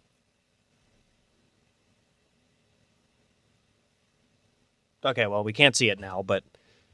Okay, that isn't true, Lowell. He doesn't keep all his bullets in an open space. When we went back to the president's office, we found a safe behind the blackboard. When we looked inside, we found that's where he keeps his gun accessories. We even found a pack of bullets with two bullets missing. What are you getting at? He puts his bullets in his safe. No one should have had access to them. Okay, that one was simpler than we were thinking. Yeah. Because like we were thinking about, okay, then then Owen had to be. He's insinuating Owen was unlocking the safe. Yeah, we were thinking too far ahead, I think. Yeah. Unless someone took them out. That's a common occurrence in Ace Attorney games, though. Yeah. Someone grabbed the bullets from the safe to kill Mr. Chambers. Since Mr. Chambers didn't kill himself and Mr. Eubank was knocked out, that leaves only you. But that was Mr. Chambers' safe. I couldn't access it. We have evidence that states otherwise. Here's how we know you could access the safe. According to the mechanic, there was a piece of paper with S2021 written on it, which is the exact code for the safe. Care to explain why it was in your car, Lowell? And where does it say it's a safe code? You're the one saying it's a code, not me. There's no proof I knew what those numbers meant. Even if I knew it was the code to Anton's safe, his safe was hidden in his office. How would I know where it was? You can't expect anyone to believe that. While it's possible he could have opened the safe, that piece of paper is circumstantial evidence. There's too much room for doubt. You need more direct evidence to charge him. Detective, is she right? She is. We need to prove he opened the safe, or was the only one who could have opened it. Oh no! That's all we had left! Nothing else to say? And it looks like we are done here. It was fun. That's all the time I have left. We are so close. We can't let him get away with this. Detective, there must be something left. We looked over all the evidence. Covered his tracks well. Mrs. Eubank, after everything he did, you can't let him walk out of here. He can't be charged for murder without stronger proof. With the plea deal, all charges for moving the body are dropped. Legally, you have to let him walk out of here. I'm sorry. Accepting his deal was a mistake. What options do I have left? You want to save real quick? Yes.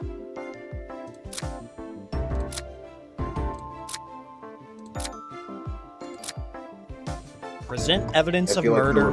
I feel like the revoke the plea deal thing is gonna be like a railroad option. Probably gonna be some humorous dialogue, maybe. If we can't catch him for murder, then we will do the next best thing. Oh wait, was I right?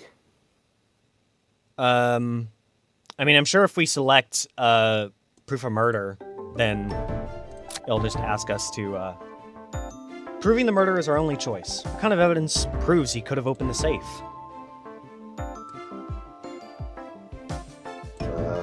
That's the issue. We don't have it. No, that doesn't help me prove you could open the safe. Okay, yeah, then that. I think that's probably. I think we might have actually chosen the right thing then.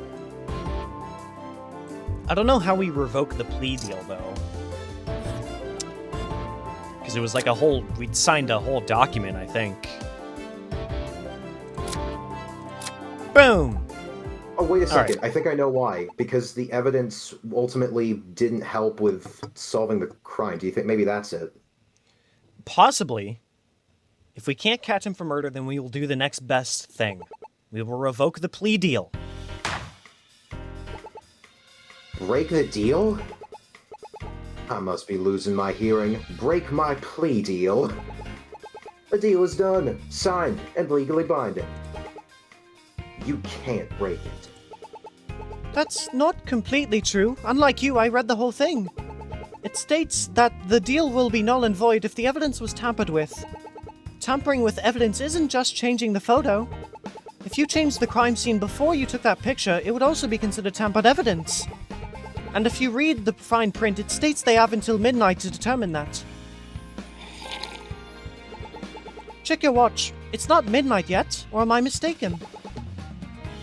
You're supposed to be on my side. Whatever do you mean? As your lawyer, I'm telling you the terms of your contract. I'm sure the detectives already knew everything I just said. Go ahead. Do whatever you want with that photo. It's a real photo taken straight from my phone. Nothing about it was changed. Lowell must have set up the room to look that way, but what could we be forgetting? The clock. Looking at Lowell's photo, what is something he would change? In this photo, Lowell would have changed. The clock. There is something in this picture that's missing. Where's the clock, Lowell? Okay, yeah, I'm glad I'm glad I had more faith in the developers that the clock. But like it's the fact that the rug was there, but the clock wasn't. Yeah. Good job catching that. I don't know. You tell me. The president's office had a clock on the wall when I visited Anton last week, but today it was broken and we found it in the safe. Someone had to place it there. You were the only person who could have. Why would I hide it? It was just a clock. It would explain the time though. The clock was broken at 8 p.m. You couldn't let anyone know that. Otherwise, this other evidence wouldn't line up. Here's why you couldn't let anyone know the first gunshot happened at 8 p.m. Sunday night. What would that reveal?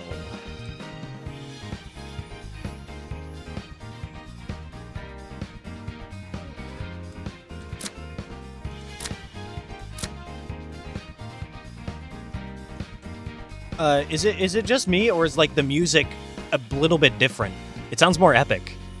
Or is it the same as it's always been? Maybe. I to be honest, I have it. I mean, I feel it's possible it's a variation. I forgot what we were proving. Why couldn't he have let anyone know that the clock was broken at 8 p.m.?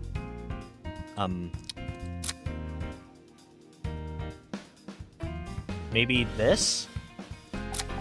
No, that doesn't work. I know there's something I'm missing. Better look over my evidence again. Here's why you couldn't let anyone know the first gunshot happened at 8 p.m. Sunday night.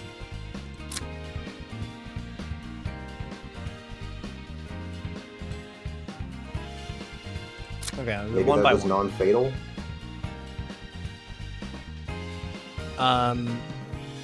It could be, yeah.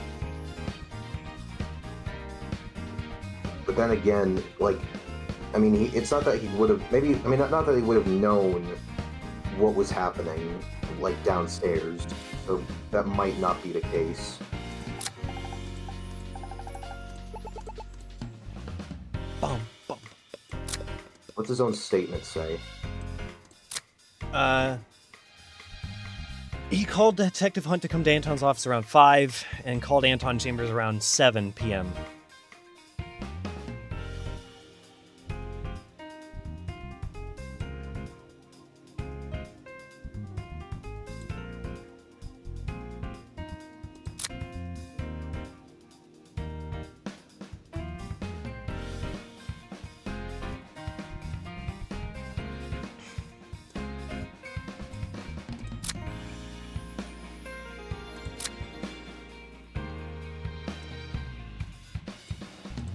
Well, it has to be something related to time, so...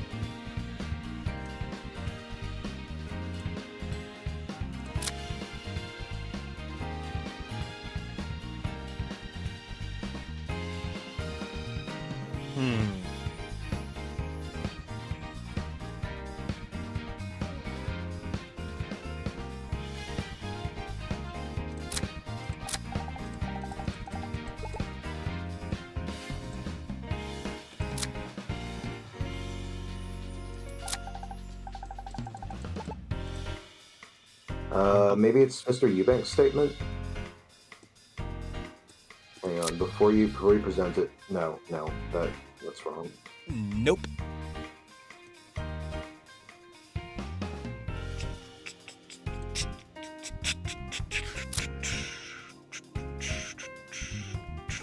Right, because that's when he knew the first gunshot had happened and there was nothing... Maybe that gunshot they heard was Anton misfiring, and then the 2 new bullets were put in so he'd be able to make that cover story. So, ballistics report? No, probably the gunpowder residue.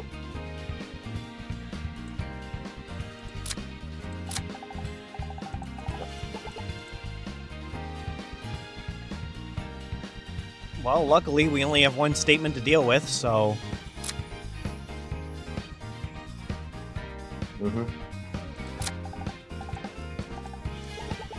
We are terrible at this.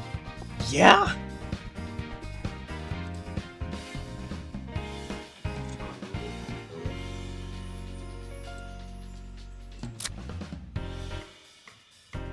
I don't think Phi had anything to do with it.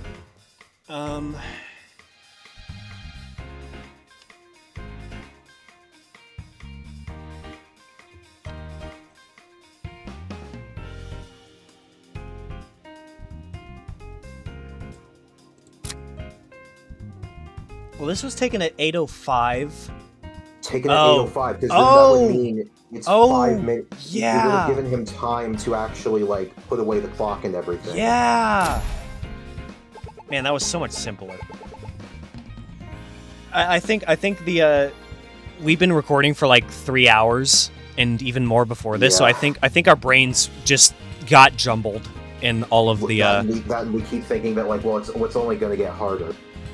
Yeah. We thought it was going to get harder, but it's actually easier. Which I don't think is a problem with the game itself. I think we're just tired. It's because of the 5-minute time difference. In fact, Mr. Eubank said something to us earlier. I was knocked out for just a moment, and that's when Lowell came in. But that's not true. He was knocked out for much longer. If Mr. Eubank knew how much time had passed, that would break the illusion. And he would start suspecting you were involved.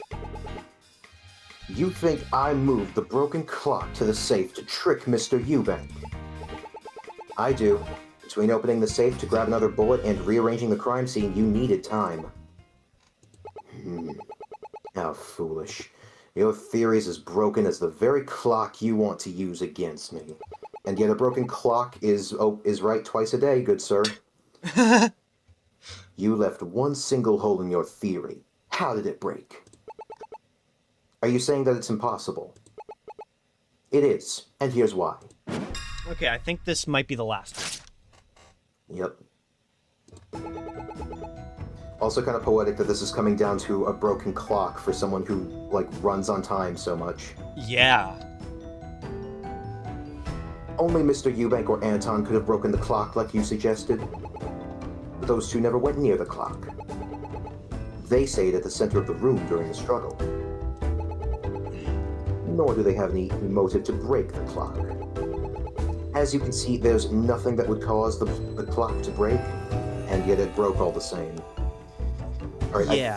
I think this one I actually know, but we'll, let's do our pressing as usual. Why are those 2 the only options?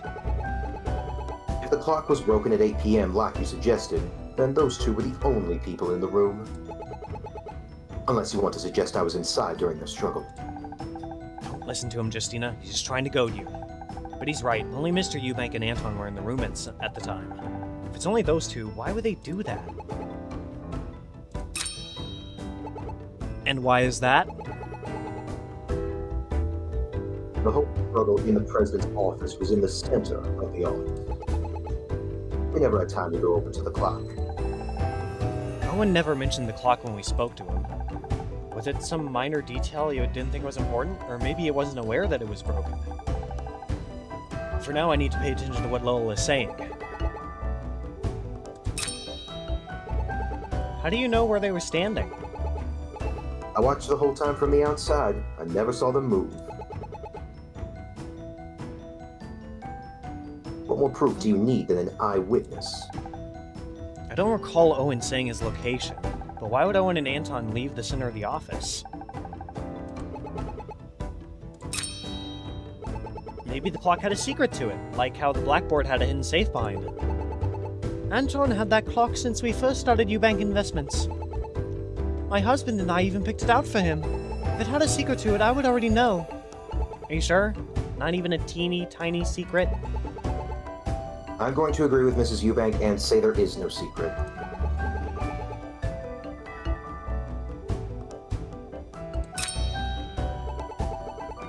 If nothing caused it to break, then why was it broken? Perhaps it broke earlier in the day. Then Anton put the clock in the safe. The clock's an analog clock. For all you know, it could have broken at 8 a.m. and we wouldn't know. That does make sense. I know he's lying, but it's a clever lie. But a lie is still a lie. I will find the truth no matter what. Okay, Alright. So pull up the third statement, I believe. Third statement, and then bring up the presidential phone line. Something heavy hitting a wall, followed by something that crashed. So something must have happened. Dang, I really thought that was the one. I think that's still it, Yes, but you just have to present it to the final statement, I think. Yeah, final statement seemed like it was... That does seem like signposting. Though, at the same time... Oh, I was right. I know why. Joy said something today that I haven't forgotten. I heard a sound like something heavy hit a wall, followed by something that crashed to the floor. Then the gunshot happened. Mr. Eubank also said something similar as well.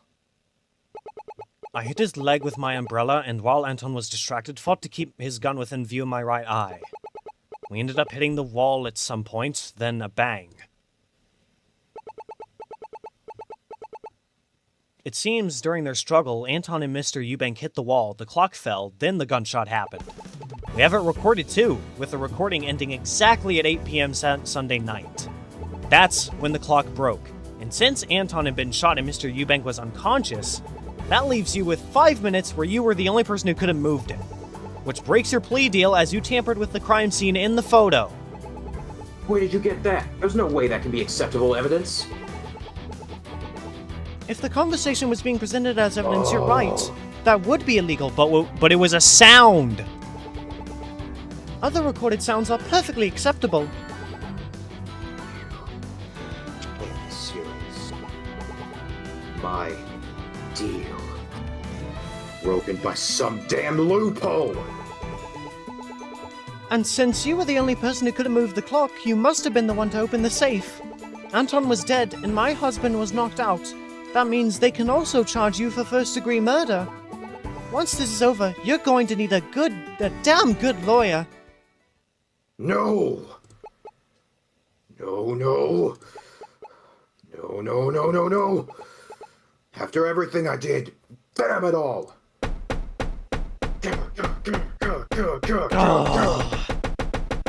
Oh god. Ow!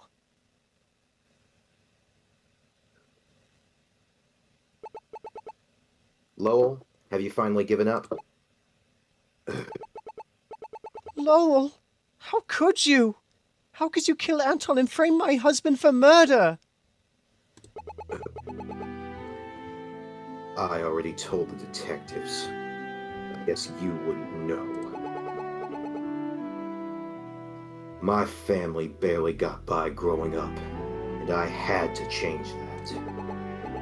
That's why I wanted a job. I never cared about the company, I just wanted the money. There's one thing I wanted more than money. Power. When I saw Anton get shot, I knew I could keep Mr. Eubank under my thumb. No longer would I be just an assistant.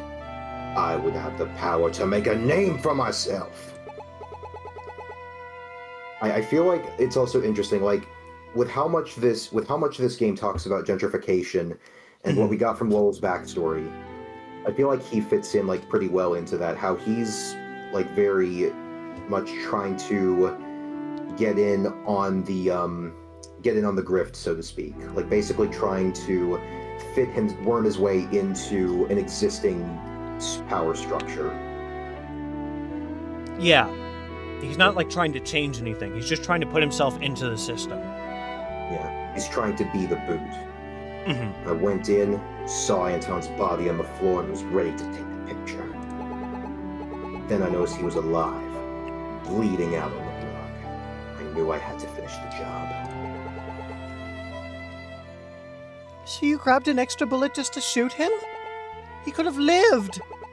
He would still be here with us today. Perhaps. Perhaps it would have killed your husband if I hadn't stepped in. He wasn't the type to let things go. And how did you get the safe combination?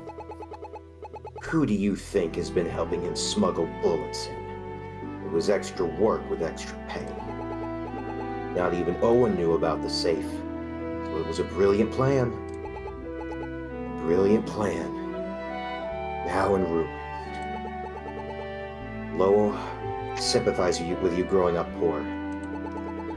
But your selfish greed was not worth a man's life. For that, you will be charged with first-degree murder. Let's finish this case up. After we finalized his confession, Lowell was taken away. After 2 days of hunting for the culprit, the case was finally complete. They finished it with almost 5 hours, with a little over 4 hours to spare. Yeah. I am so tired. You and me both, Justina. Oh, goody. I know how to get your energy back up. Ah! Oh, Aww. I can feel it already. Your heart's beating faster. Not again. Too tight. Oh, sorry. I got carried away. We just solved one murder. We don't need another. Are you gonna do this every time we solve a case? Of course. It's the perfect way to celebrate. Wait a second. You said every time. You want to join in on more cases? I don't think I can do more. If this was my full-time job, I think I would quit now. Hearing Lowell's story, I think this job isn't for me. What do you mean? Earlier today, when you told us about him and his family being forced to move, I think he learned the wrong lesson from that. He wanted a better life for himself and his parents. I just wished he used that drive for good. I know he should pay for his crimes, I just can't help but feel guilty. You have a good heart, Justy. Even seen good in Lowell. You're too good for this world with a heart like that. You're too good for this world with a heart like that. Mr. Eubank, what are you still doing here? Just wanted to see Lowell taken away. After what he put me through, it was very rewarding. As for me... My client may have been blackmailed, but he's still charged with moving the body. So he will not be saying anything else on the matter until his lawyer approves of it. Yes, ma'am. If only we had that power when this whole case started. But that aside, thank you both for catching Anton's killer. He wasn't perfect, but he was still my friend. I wish you could have met that side of him, but maybe in another life. I love the fact that Anton isn't portrayed as this evil, soulless, all-consuming black hole, that he actually had, like, good qualities to him. I love that. Yeah, and, like, you can even see glimpses of that good side. Like, he isn't... I don't remember him being, like, particularly dismissive of you when you actually meet him in Case 3. Yeah. And he's actually willing to, like, just explain why he's doing the stuff he's doing. Very straightforward person. And Except for what's more, you do doing- see like a bit of his interests with the Yeah. book and even like the shooting range stuff that was mentioned. I hope so. It's been a long day, so we had best be off. Till we meet again, detectives. Looks like you two solved this case. Prepared rookies. You two punched above your weight and won. We couldn't have done it without you. Your investigation got us the evidence we needed. But I hope you haven't forgotten our deal. Now go tell the chief about what you did on Sunday night. Too late. He already knows. Sue told him earlier. He gave me the highest punishment on the force. The salary cut. No! Aw. Oh, no! No! Detective Hunt! Oh no. I hope it wasn't too big. Oh, don't worry about it. Us gumshoes know a thing or two about salary cuts. Oh my god. But I have been doing some thinking this morning. I never should have met with Anton and recorded our conversation. I was blinded in my attempts to prove Anton and the Eubanks are rich elites who flaunt their wealth. You shouldn't be too hard on yourself. When I first joined you, I thought the Eubanks helped Luna out of grace, not guilt. I only had admiration for them, but now I see how naive we both were. They have their own complex emotions and problems we only saw because we had to push the truth out of them. They are just people like us deep down, but both flawed in their own ways. I love that. Like, I love that they... I mean, this is something that is... This is a big theme in Turnabout Corner, which I think is kind of underrated.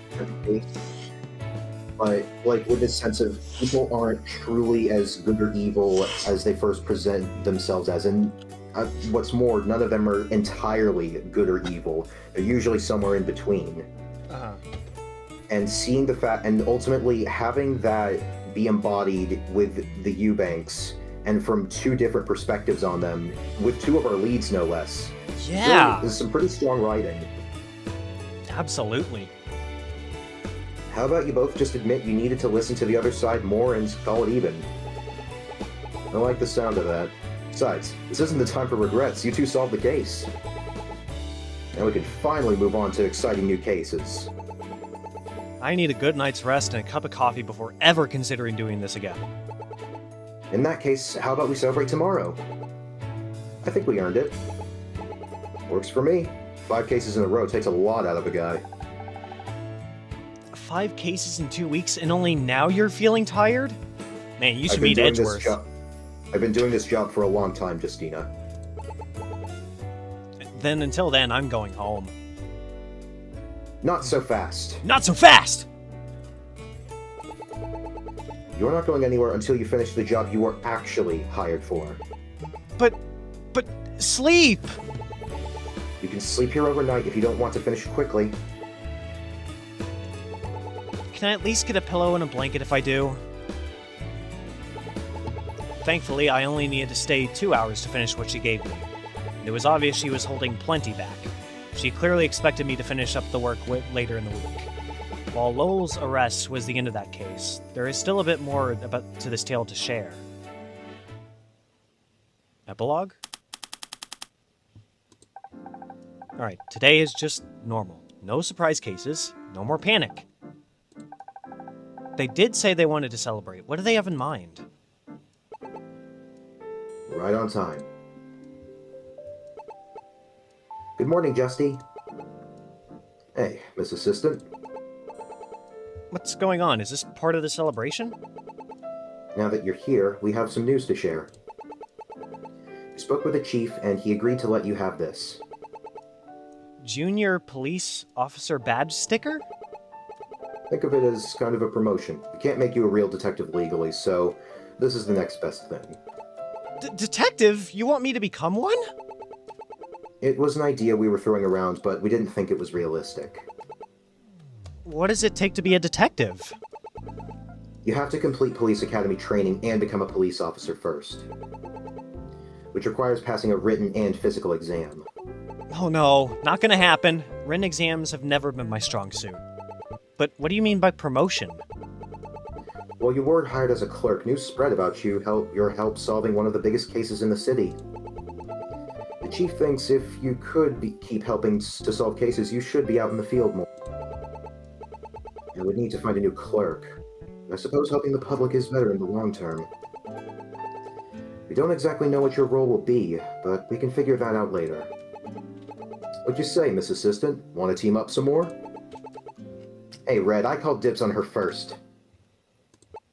I will be right back. Give me a moment to think.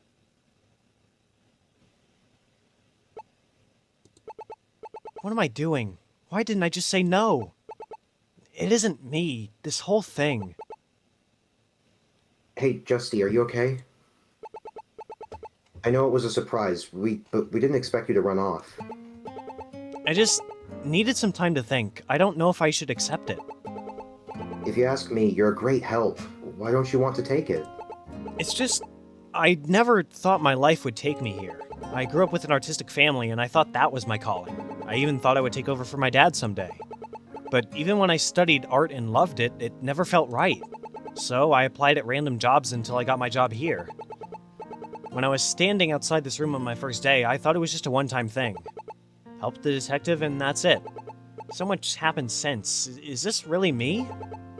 Is this my calling in life, something so different from what I thought my whole life? Was all that time studying art in college a waste? And what if this is all a waste? Justina feels like just really human, like especially in these moments here. Like I know that it's very easy to like describe these lines as just general old hats, easy to assign to your protagonist, but they really put in the writers really put in the effort to make this work, especially with Sophie being like a foil to her in that she does actually know what she is after in life. But she just didn't have the confidence in herself until recently. Sorry, I'm rambling. You have nothing to be sorry for. I'm not exactly the best at giving advice, but life isn't always a straight line. Who cares if you studied art before this? Do you need everything in your life to line up that perfectly? Well, no. Exactly. Maybe being a detective isn't for you. Maybe in 6 months you'll quit the station. Then you can keep looking until you find the path in life that's truly for you. If you don't try, you'll never know. And what if I let you down? What if we fail to solve a case because of me? What if... Stop saying what if. That's not the Justy I know. Ernest, thanks for the fan, Ernest. When I started having doubts in myself, you believed in me. You're a great detective, and there's no one I'd rather have as a partner. The choice is yours, but I hope you say yes. Then we need to solve an art robbery someday. I can show off everything I learned in college. Or maybe a forgery. Oh, a priceless statue where the culprit leaves clues to its whereabouts. That would be perfect for us. But if we don't, I don't think any case we do together will be fun. That's the Justy I know and love.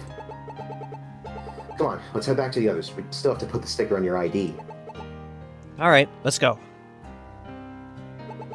While I wasn't made a real detective that day, I was cleared to help out in future cases. I was scared. Starting a new role is always scary. But Sophia was right. Even if it isn't my calling in life, I had to try. What lies in store? That's for future me to find out.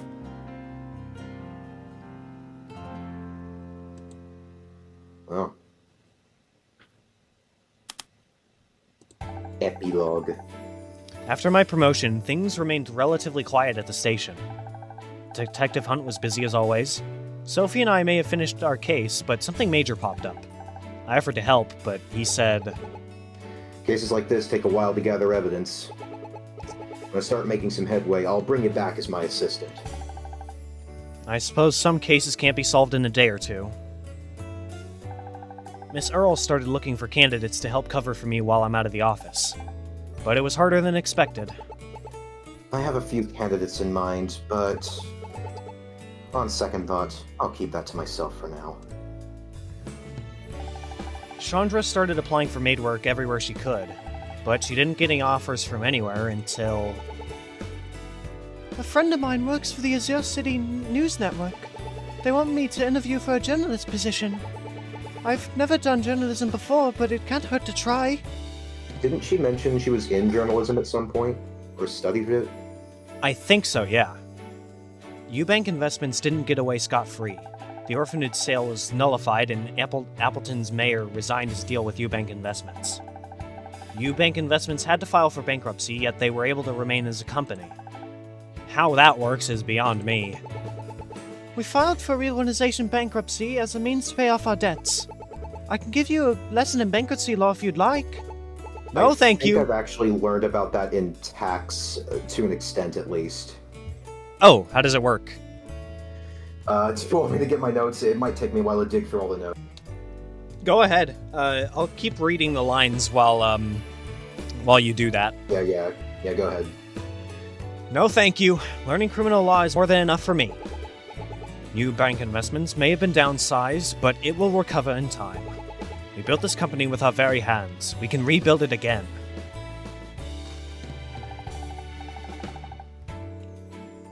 Sophie and I got to team up on more cases, but none of them have been as intense as the Eubank cases. Which I'm thankful for. Looking for a lost cat is much easier than solving a murder. Yeah, I really, I do like how they sort of acknowledge that, yes, they do in fact have, like, just various smaller cases in between. It's unlike, not that's necessarily something that bothers me in Ace Attorney, but just like, you know, anything to explain how Phoenix is paying the bills in between his like, biggest cases. Yeah. Especially when it seems like he's constantly, struggling to make ends meet. Mm-hmm. Our next big case is going to the movies together. We just need to decide which movie. As long as it's not horror, I'm up for anything. But Super Ghost's Death Trap just came out. I heard it's amazing. No, never! Reference to it. I have no clue. I'd rather do paperwork than go watch that. Oliver was charged with simple assault and pleaded guilty. It was supposed to be a felony assault, but Chandra asked the prosecution for a lower punishment. One paid fine and a month in jail later, he returned home to Appleton. Even after what I... Actually, yeah, you voiced him, I remember.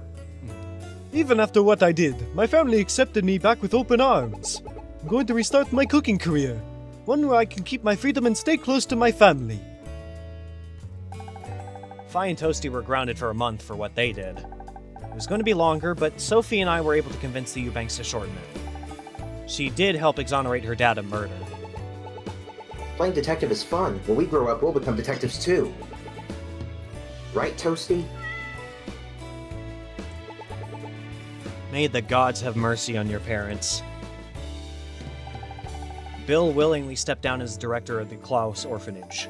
Embezzlement, while normally a felony, was reduced to a misdemeanor given the circumstances. Because of this, he was allowed to keep his public accounting license and return to accounting. I should count my blessings I was able to go back to accounting at all. As long as the Klaus orphanage is in good hands, that's all I can ask for. Annie's plea deal saved her from jail time, but she was given community service and a large fine. Ironically, she had to sell the motel to the Klaus orphanage just to make up the difference. A sale that was lower than what Anton was offering. Now the Klaus orphanage gets to keep the land itself and never has to move. My amazing magic trick leaked to the press. Now they want the full scope of my magical crime. The world's greatest illusionist, Maggie Shawn, will rise again. With Bill stepping down, Meg was given the position of director. Ooh. It's only temporary. I plan to find someone else who can better run it.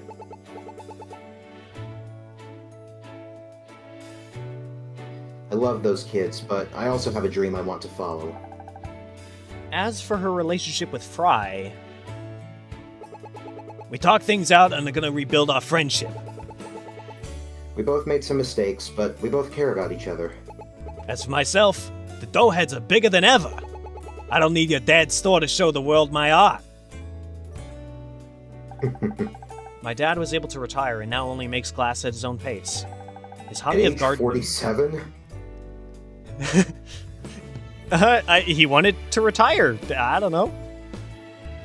His hobby of gardening has started growing a lot since his retirement. It's just another thing for your mom and I to bond over. You should give it a try. No thanks. Taking care of my own life is hard enough. A plant is too much responsibility. Ben, was sent back to prison. As expected, he was able to become the prison's barber. He also regained his accent. In prison, I get more customers than you can shake a stick at. I'm also working with a lawyer Ferris sent me up with, and it looks like I got a chance to get with you. I'll be out of here faster than a hot knife through butter. Of course, it is a pretty big stick. Yeah. With the sale, Luna started planning her move to college. She's growing up so fast. You better come visit me once I'm settled in, Jay. I will, even if I have to beg Sue for the time off. I better start planning my trip before plane ticket prices go up. Joy wasn't fired from Eubank Investments, but only because the Eubanks were willing to overlook her crimes. Just like Phi, it was thanks to her evidence that Anton's killer was brought to light. At Eubank Investments, forgiveness is our #1 virtue. And no one embodies that virtue like the wonderful Eubank family. As for myself... Okay, so, I haven't really found much of anything about the, taxing in my notes, but basically a type of what they would have done, assuming this is, like, as close to American, bankruptcy law as possible, what they would have done is likely a Type G, reorganization, which includes transfers in bankruptcy,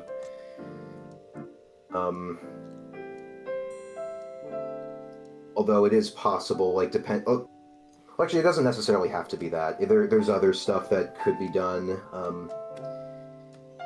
Attributes are reduced in the following order unless the corporation elects to first reduce its basis and any depreciable assets it receives from the bankrupt entity, net operating losses. So it's possible that maybe they opted to... it's possible that they were acquired by a larger corporation, and in exchange, that corporation got some stock and securities in Eubank, although... and they're just a subsidiary now. But obviously, unless there's like a sequel or something explaining the details, then I mean that again, my classes only scratch the tip of the iceberg on taxation, but yeah, I'm willing to believe that they could have done that. Ultimately, it really just depends on what they actually decide to do. If this game ever gets a sequel beyond a simple case 6, and they decide to bring these characters back, which I wouldn't be against that. Yeah, I really like how we got a basically end of story check on all of the characters we've talked to so far, where they've ended up. That was really nice to wrap things up in a bow. It's a bit like Ace Attorney in that way. Well, yeah. I mean, what isn't this game? I mean, in terms of elements, what isn't similar to Ace Attorney in this game? Yeah. Why? Good morning, Miss Earl. Morning, Justina. We finally got an applicant for that new clerk role. Ooh. Since she will be filling in for you while you are out playing detective, I want you to interview her. Is it going to be Phi? Are you sure? I don't have anything prepared. Trust me, I think you can handle it. I don't think that Phi could get a job. She's 10 years old. I know, but I guess it is. This is a more realistic setting.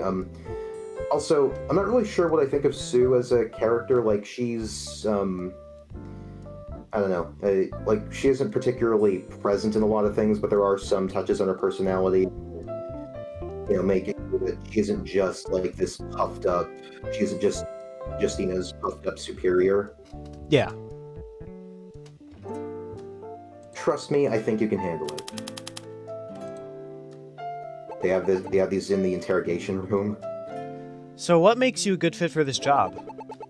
God damn it! No! You. I have first-hand. I should have known. I should have guessed that. God damn it. I have first-hand experience with the inner workings of this police state. You sure do. I've even seen the process of bringing in witnesses myself. Jeez, I wonder how you got such an experience.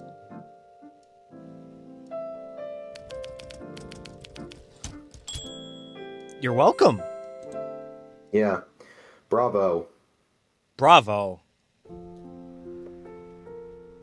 And we're just back to the. That was me to the screen. clapping.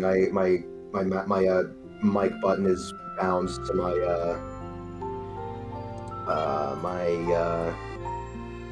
one of my mouse buttons. Yep.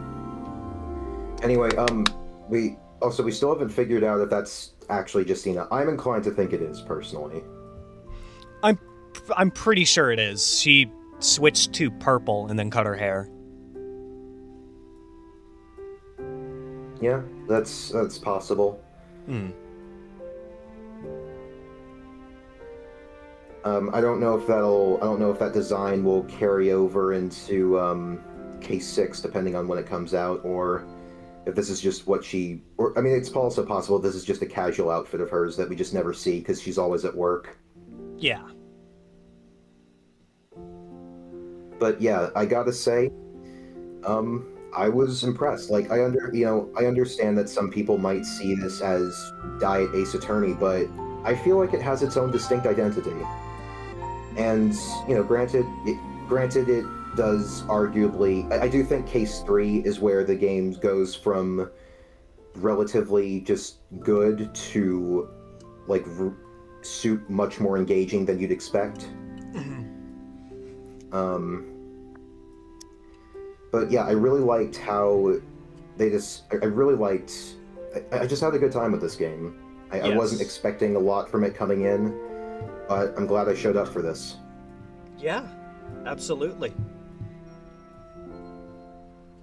And I don't know what your plans are for recording Case 6, but if you wanted me back for that, I wouldn't say no. I mean, obviously you're going to be back once Case 6 comes out. That's basically a given. Yeah. I'll be looking forward to it then. Yeah. I don't have a lot to say because I'm like really tired. But I really enjoyed this game.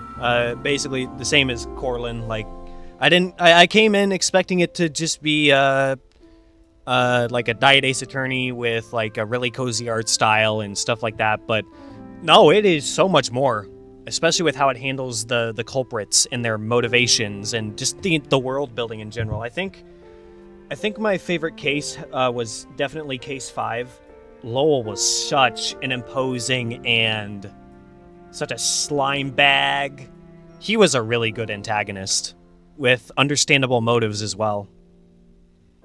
Yeah, he really knew how to push your buttons. I wonder if maybe there could have been more. I do wonder maybe if there could have been more to him, but honestly, I think what we got was generally enough. I mean, he basically laid out his experience in the in the Watt when he was talking about how he got his watch, and I kind of like that. I do like moments like that when a villain, like before their final breakdown, before you know that they're going to be the ones that they're basically laying it all out in their final confrontation.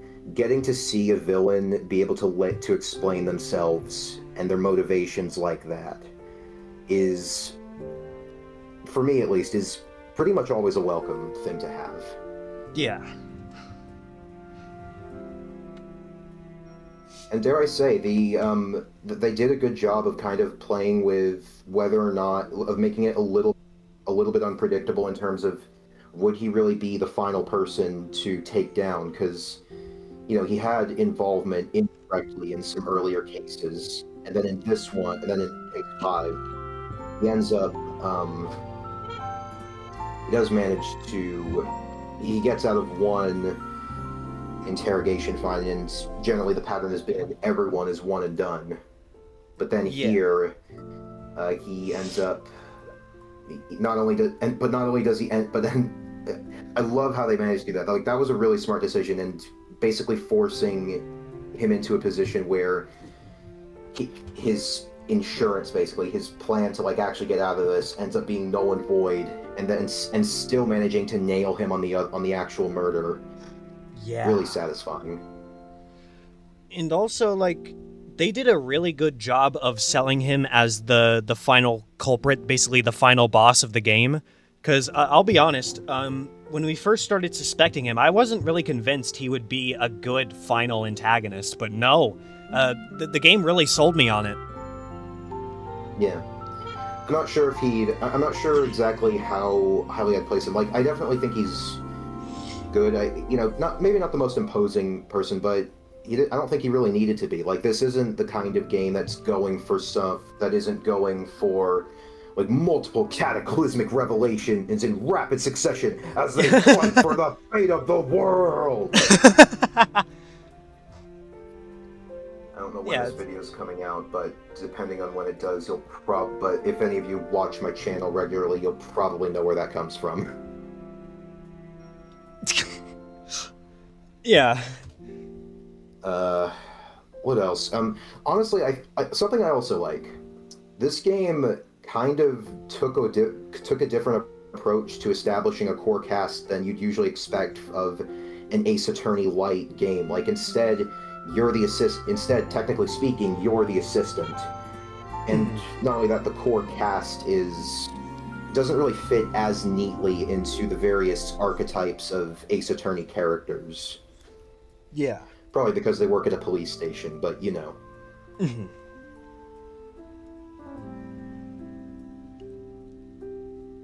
I'm trying to think of anything else to say. I really like the soundtrack. The soundtrack is great. The soundtrack's great. If I can ever find it like, it's a shame that it's not like available to buy on Steam, because I'd totally pay a few bucks for it. The soundtrack isn't on Steam? Not that I can tell. Let me check. I know not every game will sell their soundtrack readily, though I really wish more of them would. I even wish that I even find it a shame that you can't really track down music used on television shows, just because they can have some very memorable themes. There's no soundtrack available. Yeah. From what I can tell, though, but yeah, overall, I don't know if I'm just easy to please, but I enjoyed my time with this, and if the developer's watching, I am excited for Case 6, and I hope to see what else comes from them. Yeah. Man, it's nice to get some new developers in the crowd making games like this, with Diamond Hinge creating Tyrion Cuthbert Attorney of the Arcane, which is also an excellent Ace Attorney-esque game, and then Paper Cat Studios over here creating another great Ace Attorney-esque game with Paper Perjury. It's great to see new faces. I don't really know what my plans are for the future. I do want to make videos on Attorney of the Arcane in the future. Paper Perjury has definitely given me some material to work with. Maybe not as much as Attorney of the Arcane, just because it's a shorter game on the whole. But I do think there's enough here for at least some videos. Certainly of the final 3 cases. Yes. But we'll just see what the future holds. Yeah. Well, hope you guys have enjoyed our Let's Play of this. And we will see you all later. Corlin will be in the Super Danganronpa Another 2 Let's Play, but that won't be for a while. That'll be later down the line. Probably about... I can't... Yeah. What were you going to say? Go ahead. I don't think we really have a timeline on it, but the plan right now is I do want to stream it on my own channel first, and then I'll basically be back in the position I was for the DRA1 playthrough. But pretty much the dynamic will be back to where it was, where Net and I know what happens in the game, whereas you and Kraz are experiencing it for the first time. Yes. I don't know what the difference will be with me having like probably less time with it in comparison, but we shall see. I Yes. think our So, chemistry will at least make up for the deficit, if any.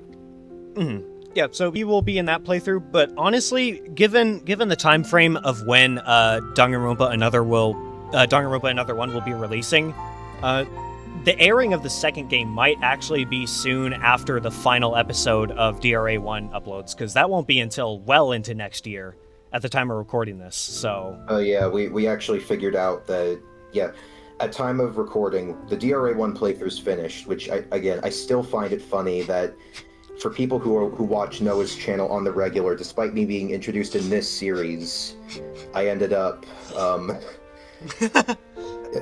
you end up learning more about me through the DRA 1 playthrough, at least what's been made of it so far. But yeah, it's been determined that that playthrough's not going to be done until 2026. yeah.